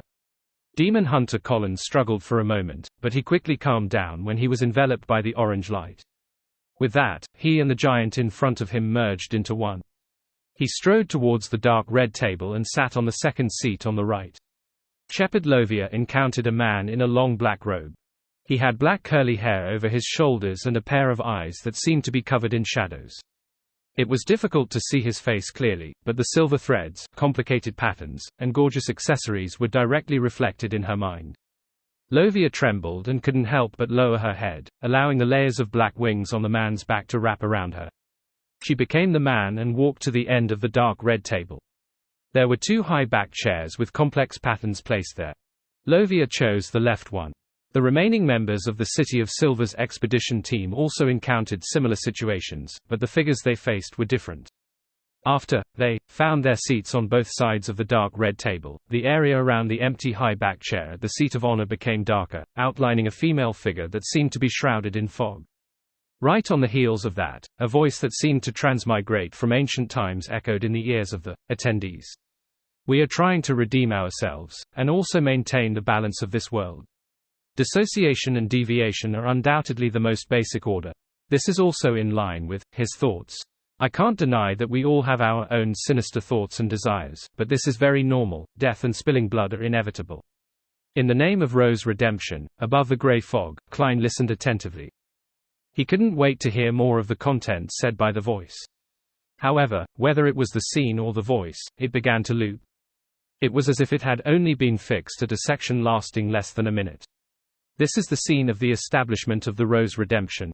Previously, the Red Angel evil spirits said that this was an extremely secretive organization established by a group of corrupted angels. Now, it seems like that isn't the case. The person who said that was probably not Medici, but either Sauron and Einhorn. They actually didn't know much about Rose redemption. Klein mumbled inwardly as he cast his gaze back at the City of Silver team that were repeating the actions like puppets, approaching the table, sitting down, listening, and leaving. When the torches around the hall lit up one after another, Klein had already found something unusual with his true vision. He saw the murals on the wall come alive and rapidly expand, overlapping with the hall. It made the table, chairs, and floor tiles that had been cold for thousands of years warm up once again. It made the figures that had once been in this secret meeting cross the borders of time, reviving, at their fixed seats, allowing the words from the past to reappear. Many of those figures were familiar to Klein. One of them was the Angel of Fate Ouroboros. This king of angels, who was still a member of the Rose redemption, was the most lifelike among all the illusory figures. Combined with how the scenes were looping, Klein began to suspect the person who left the murals was Tail Devourer Ouroboros. In the previous temple ruins, there were murals left behind by him, likewise for the ruins of the Battle of the Gods. In the Giant King's court, there are similar murals and signs of those powers. I wouldn't believe it if anyone were to say it's not him. Just how much does this king of angels like murals? He draws them wherever he goes. Klein couldn't help but lampoon Ouroboros in his mind. The second figure he noticed was sitting beside the Angel of Fate Ouroboros. He was dressed in black armor that seemed to be splashed with blood. He had red hair that resembled fire, looking young and handsome. The reason why he paid attention to this figure was because he had seen it in his dreams. In addition, it was also the most arrogant person among all the figures. Not only did it sit back in its chair, but it also placed its feet on the dark red long table. It didn't mind that the surrounding people were high-level figures of the same status. Red Angel, Medici. These are the kings of angels who participated in the secret gathering. Who else is involved? As Klein's thoughts raced, he decided to first rescue the people from the City of Silver who couldn't exit the looping cycles of fate. He had a lot of experience in this aspect. Yes, the medium to the loop is the hall itself. However, there's no need to attempt to destroy it. As long as it can temporarily break the cycle of fate, the dusk outside will seep in and dispel any abnormalities. They belong to the divine kingdom itself.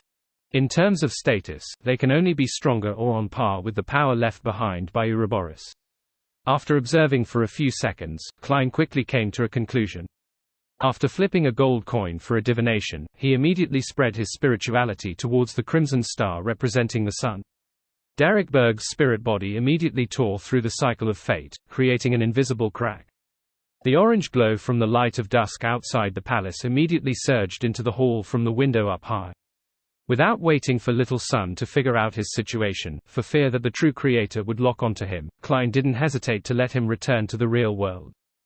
Derek snapped out of his daze and realized that he had unknowingly sat down at the side of the dark red table. He looked up blankly and saw the chief, Elder Lovia, Haim, Antina, and the others. He realized that there was still certain traces of confusion on their faces. Thinking back to his experience just now, Derek was alert as he deliberated and said, "The cycle of fate."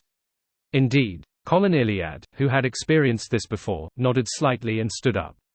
He looked around, and his gaze landed on the largest mural that he had seen lately. The mural depicted the same exact hall. There were similar columns, torches, the dark red table, complicated high-back chairs, and object layout. As for those high-back chairs, there were 11 figures sitting in them. At the very end were 2 seats, and along the table, 5 on the left and 4 on the right. The City of Silver team's eyes also followed the chiefs and took in the corresponding scene. The 5 figures on the left were the beautiful silver-haired man, the red-haired and arrogantly seated man, an elder wearing a hood that exposed only his mouth, winkles, and beard, a dignified middle-aged man dressed in black armor, and a handsome man dressed in white robes. The 4 on the right were a black-robed mummy wrapped in bandages, a middle-aged man with facial features resembling the natives of the southern continent, a giant covered in silver armor, and a supple, beautiful, and dignified lady. The 2 high-back chairs at the very end were a man with dark black curly hair and a woman shrouded in fog. At that moment, a guardian raised his right hand and pointed at the handsome white-robed man. His figure is made up of mysterious symbols. These symbols represent white angel, Orcuses. Before the guardian could finish his sentence, he suddenly let out a tragic cry as golden flames spewed out from his body. He instantly became a charred corpse, as if it would be reduced to ashes the moment it was touched. It made Demon Hunter Colin and Shepherd Lovia incapable of saving him in time. Don't try to distinguish those symbols. They contain immense power, Colin hurriedly warned the others. And above the grey fog, Klein was thinking of another matter, White Angel Orcuses. That's the Eternal Blazing Sun's true name. If not for the fact that the Giant King's court itself isolates itself from projected powers, just using Jotun to read this name will attract his attention and incur divine punishment. Amidst his thoughts, Demon Hunter Colin stabbed his swords in front of him, creating an invisible barrier. Then, this City of Silver chief identified the symbols and labels that formed those figures. He began reading it slowly and firmly from the left. Angel of Fate, Ouroboros. War Angel, Medici. Wisdom Angel, Herabergen. At this point, the invisible barrier that was constantly shaking suddenly stopped. This was because this name was no stranger to the people of the City of Silver. This was the true name of the Dragon of Wisdom. Could it be that the Dragon of Wisdom later became the Wisdom Angel next to the Lord? Similar questions arose in everyone's hearts, but Klein discovered something strange. The history of the City of Silver had records of the name Herabergen. The language they used on a daily basis was Jotun, a language that could mobilize the surrounding forces of nature. This also meant that, in the past 2,000 to 3,000 years, someone in the City of Silver had definitely read or written the name, Herabergen, before, but there was no response from the God of Knowledge and Wisdom. The Church of Knowledge and Wisdom still wasn't able to find the forsaken land of the gods. At this moment, Colin Iliad controlled his emotions and continued reading, Wind Angel, Leodero. White Angel, Orcuses. Dark Angel, Sasria. Evernight Goddess, Ammonises. God of Combat, Badiel. Earth Mother, Omabella _ God of the Dead, Salinger.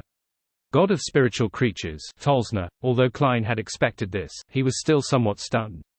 The former Rose Redemption was frighteningly powerful. Amongst the 7 deities today, 6 of them were members. There was also Death, the god of spiritual creatures, and 3 kings of angels. This made him recall what the Red Angel Evil Spirit had once said, Rose Redemption has a close relationship with the birth of the true creator.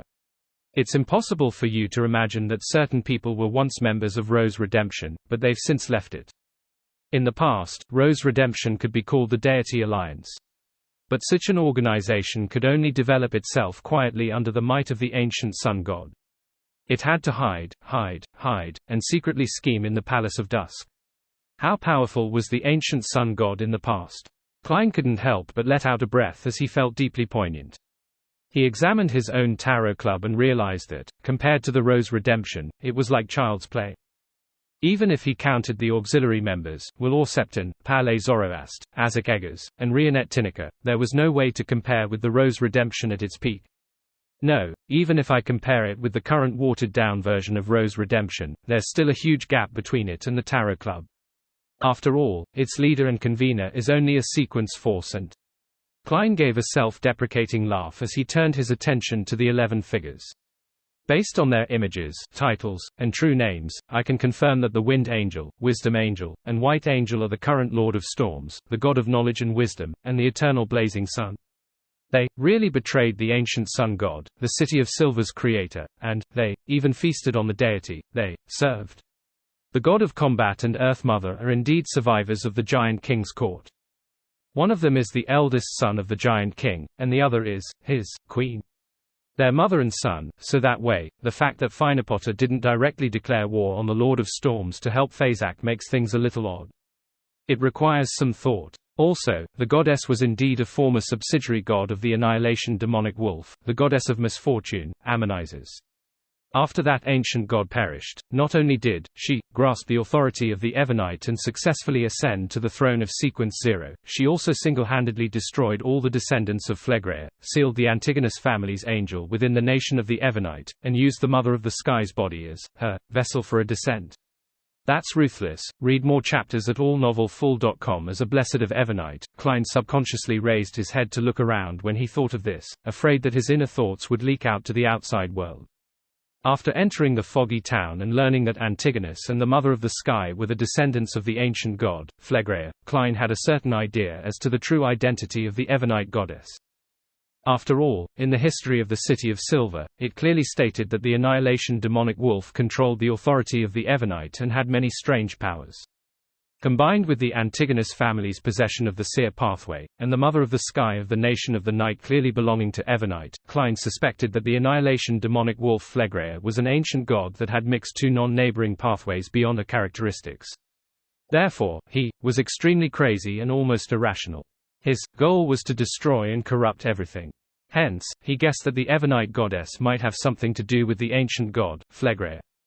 From Grozel's travels, he learned that one of the two subsidiary gods of the demonic Wolf King had gone missing after he perished, while the other had submitted to the Phoenix ancestor. Furthermore, that true name corresponded to Death of the Fourth Epoch, Mr. Azek's father. With that, he could vaguely connect the goddess of misfortune Ammonizes to the Evernite goddess. However, due to his temporary status as a blessed of Evernite, he didn't dare think too much about it. Instead, he focused his attention elsewhere. At this moment, when he saw her real name, he wasn't too shocked. Instead, he felt relieved and felt as though he were on firm ground. In addition, he was even more fearful of the Evernite goddess. Because she didn't want the ancient god, Phlegrea, to be revived, the goddess controlled the various matters of the Seer Pathway, preventing beyonders who aren't cleared by her to advance further. That's right, that ecclesiastic in Afternoon Town mentioned who tempted Dark Angel Sasria, the left hand of God, and the deputy of the Divine Kingdom, but he couldn't say the name, as if it had been erased. Isn't this a demonstration of concealment powers?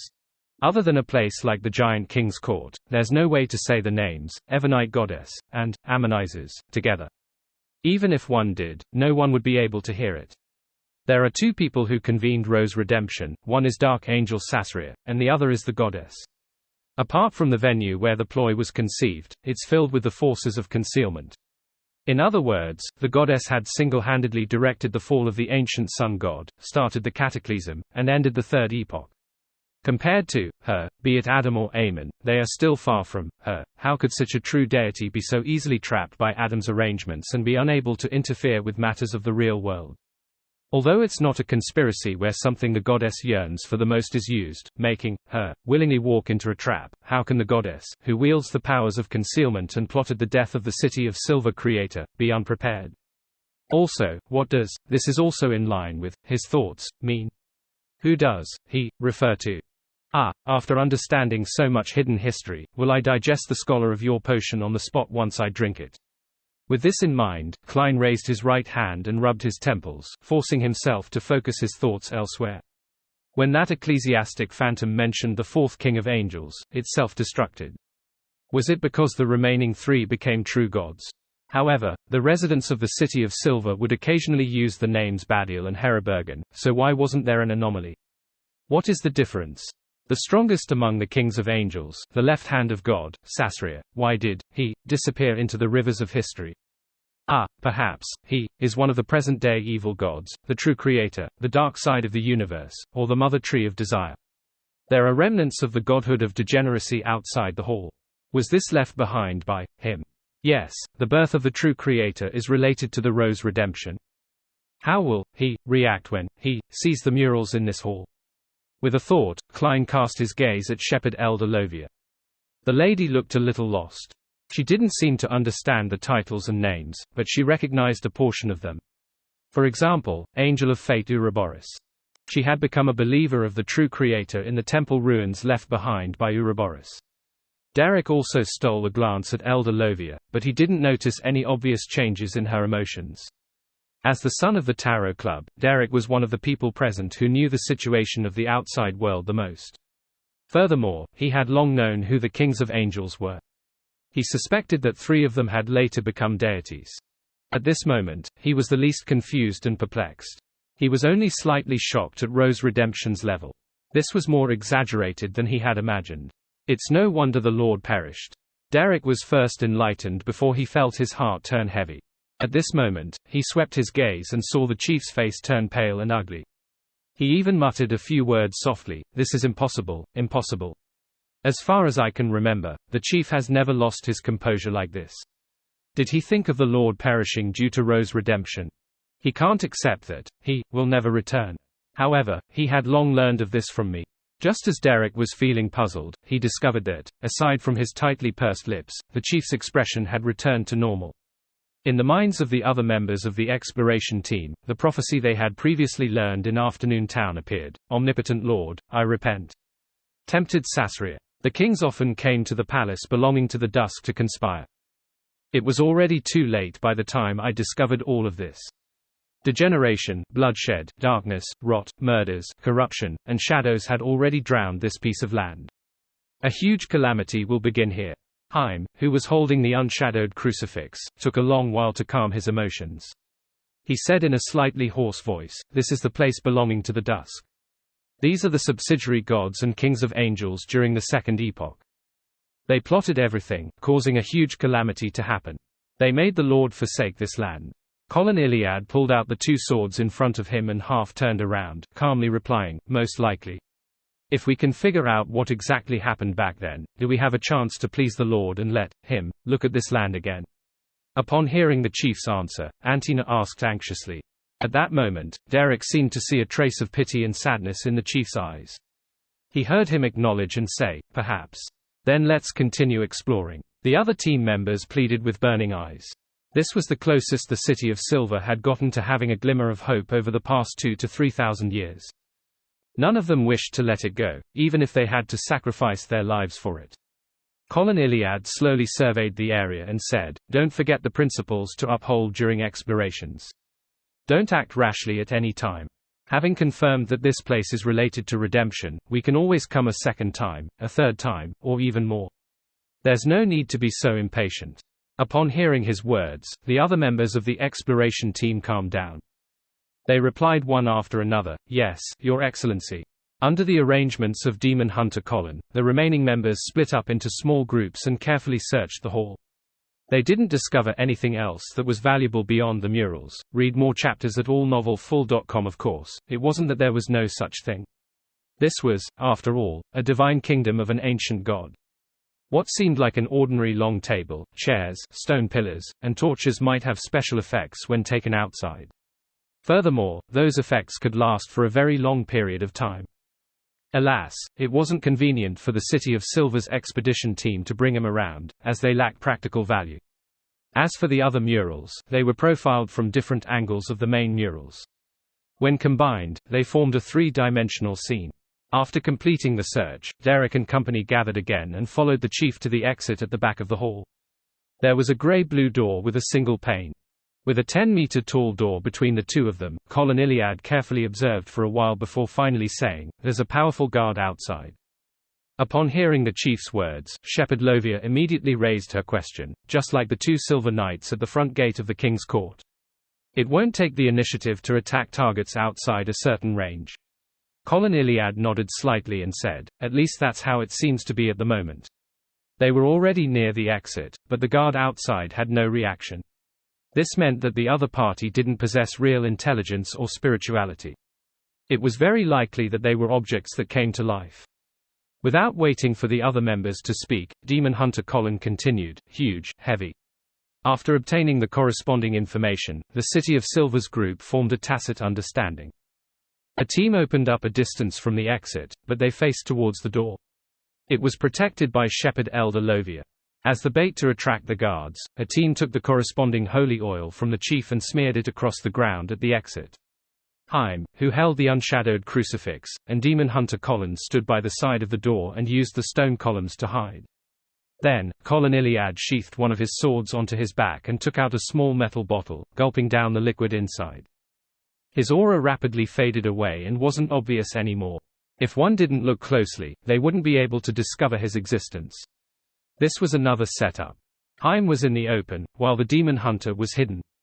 After another 10 seconds, Shepherd Lovia stretched out her right hand and grabbed at thin air. Her silver-gray hair was dyed a deep blue color. The wind howled as the grayish-blue door opened.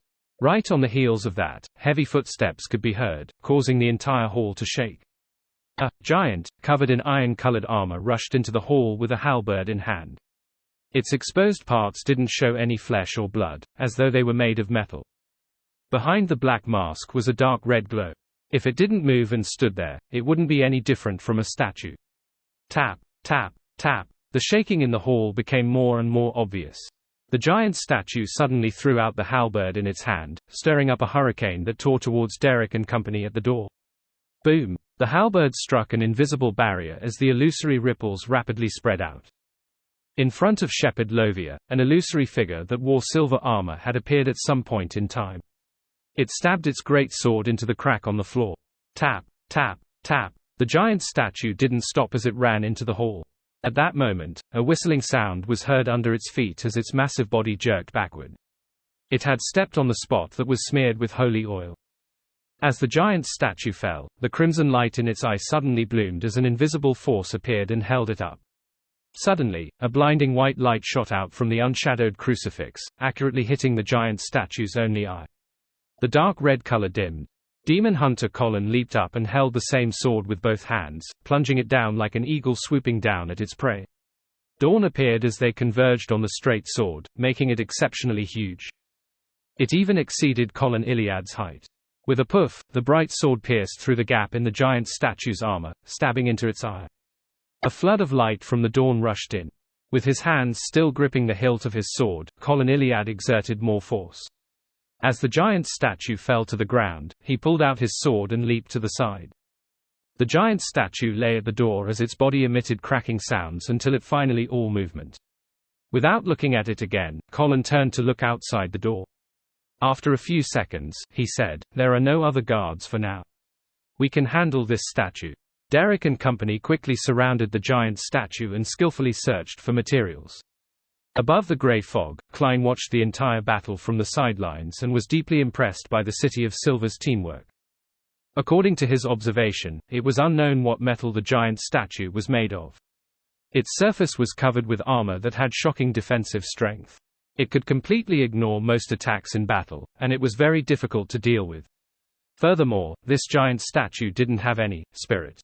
In other words, it was immune to the beyonder powers of the corresponding domain, such as spirit body threads control, hypnotism, frenzy, and nightmare. It was like a walking fortress that made one suspect that it was the work of the goddess of harvest. Klein believed that, if he were in their shoes, with the core powers of a bizarro sorcerer being useless, he could only rely on his two marionettes' powers to deal with the giant statue. He had no idea how the battle would develop. The distortion and disorder powers of an Earl of the Fallen might be effective, but I might not be able to finish it as fast as the City of Silver's expedition team. A team of Beyonders with a tacit understanding would be able to produce the effect of 1 + 1 > 2. Yes, that chief's confidence in timing, as well as his decisiveness in his attack, was also key. Klein nodded slightly, feeling a sense of admiration. If this were really a live stream, then he might not be able to help but send a gift as a tip. Of course, there was a high chance that it was just a thought. After taking away the most valuable item on the giant statue, the City of Silver's expedition team proceeded forward.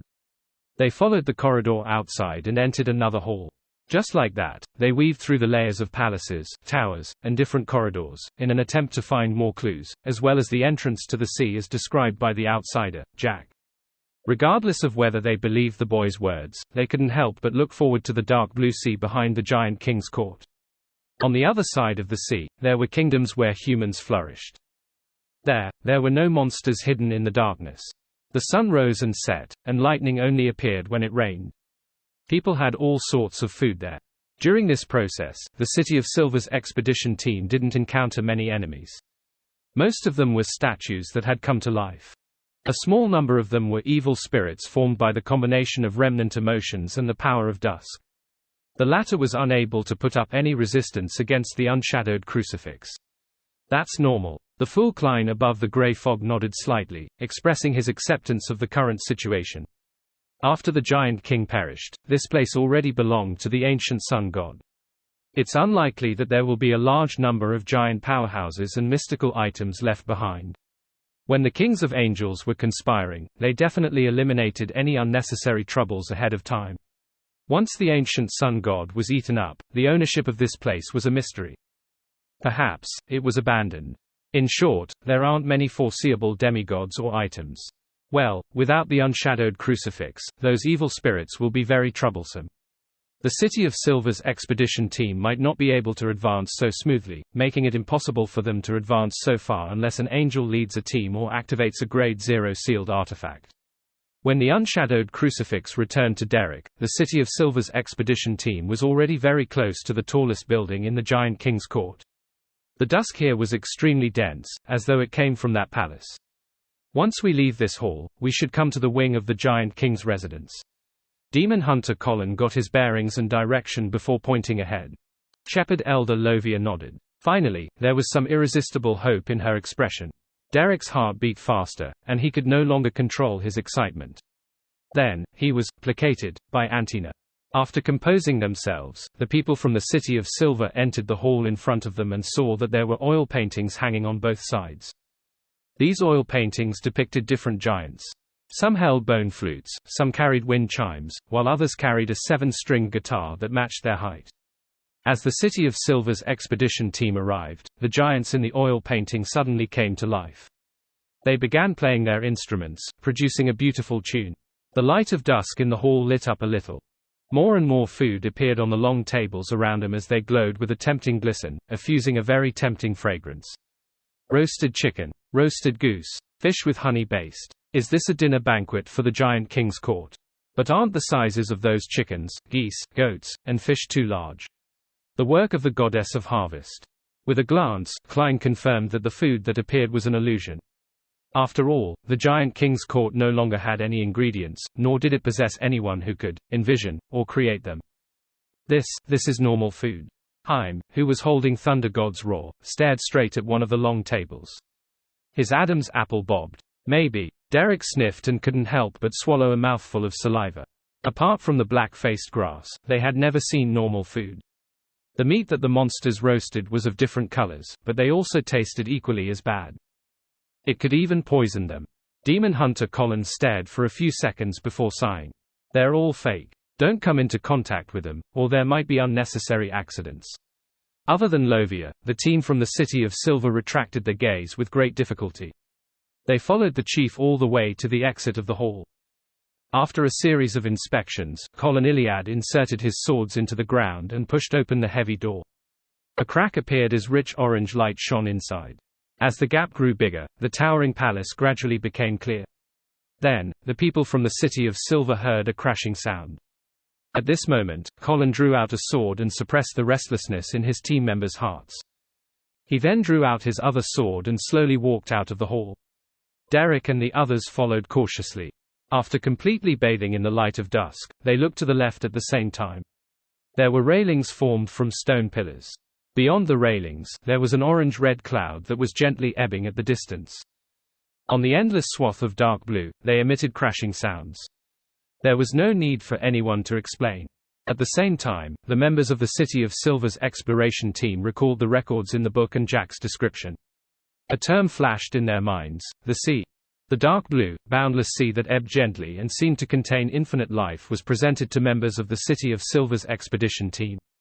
It was no longer a record written down in ancient books, nor was it a combination of words spoken by outsiders. Although it was still very far away, it seemed like contact was possible. The wine-red-haired Antina watched in a daze. She opened her mouth, as though she wanted to say something, but in the end, all she said was the words, "the sea." Just as she finished speaking, a silver crack suddenly appeared on her forehead. The crack shot up rapidly, instantly splitting Antina into two halves. Warm and bright red blood gushed out, splashing across Derek's face. Without a sound, more silvery white light shot out from her body, splitting her body into countless small pieces of flesh. The reveling face full of hope was like a puzzle that had fallen to the ground, splattering everywhere. It was only at this moment that Demon Hunter Colin reacted. He brandished his two swords and slashed them diagonally outwards, as though he was dealing with invisible enemies. Clang, clang, clang, silver light flashed, and the sound of metal reverberating echoed. The morning sun around Colin Iliad shattered and scattered in chaos. At this moment, the silver phantom behind Shepherd Lovia had already taken a step forward and stabbed the blurry giant sword into the ground. Clang, clang, clang. As they surrounded the people of the City of Silver, the streaks of silver light appeared in different spots, trying their best to cut through the invisible barrier around them like insects struggling in amber. Clang, clang, clang. The dense, sometimes thick silver light constantly appeared, causing the defensive powers of the expedition team to tremble, as though it would shatter at any moment. However, be it Demon Hunter Colin, Shepherd Lovia, or Derek, they couldn't find any traces of the enemy. The fool above the grey fog was just about to give a certain reminder when the chief of the six-member council seemed to realize something and crossed his two swords in front of him. Clang! The gigantic silver beam struck the two swords, causing Demon Hunter Colin's feet to sink into a solid stone slab. He took this opportunity and roared, "Unshadowed domain." Upon hearing the chief's reminder, Derek didn't hesitate and stabbed his finger on the thorns of the unshadowed crucifix, doing so without any regard for the pain.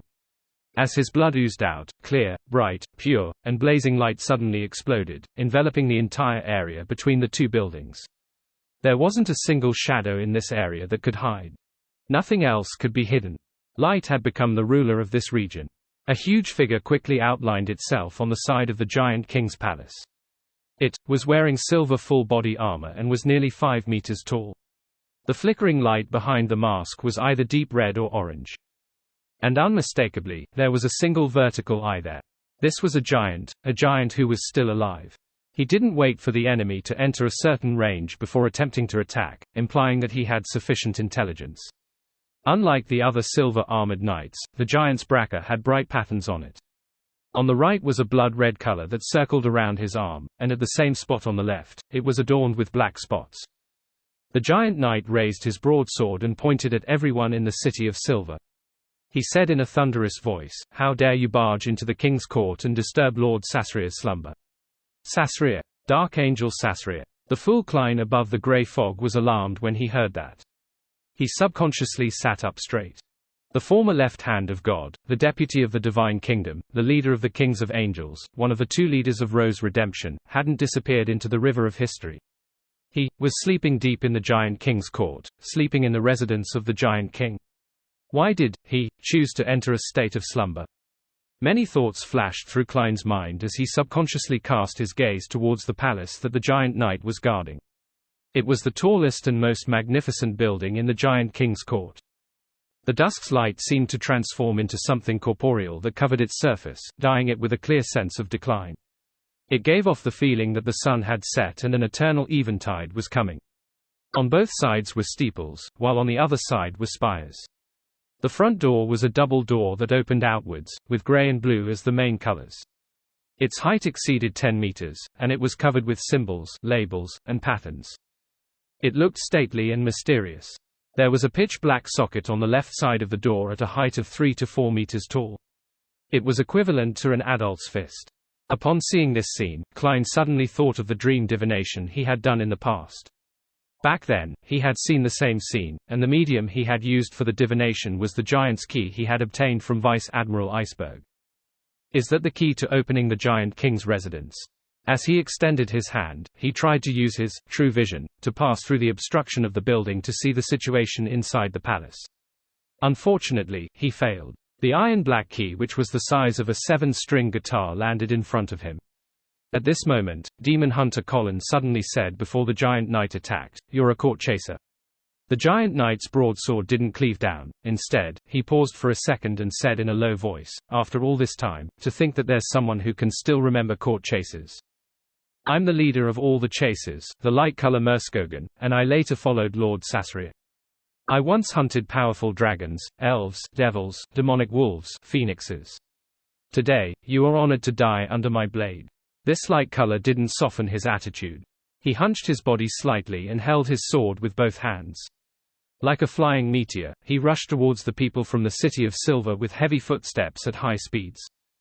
Due to the existence of the unshadowed domain, he could no longer hide his body like before.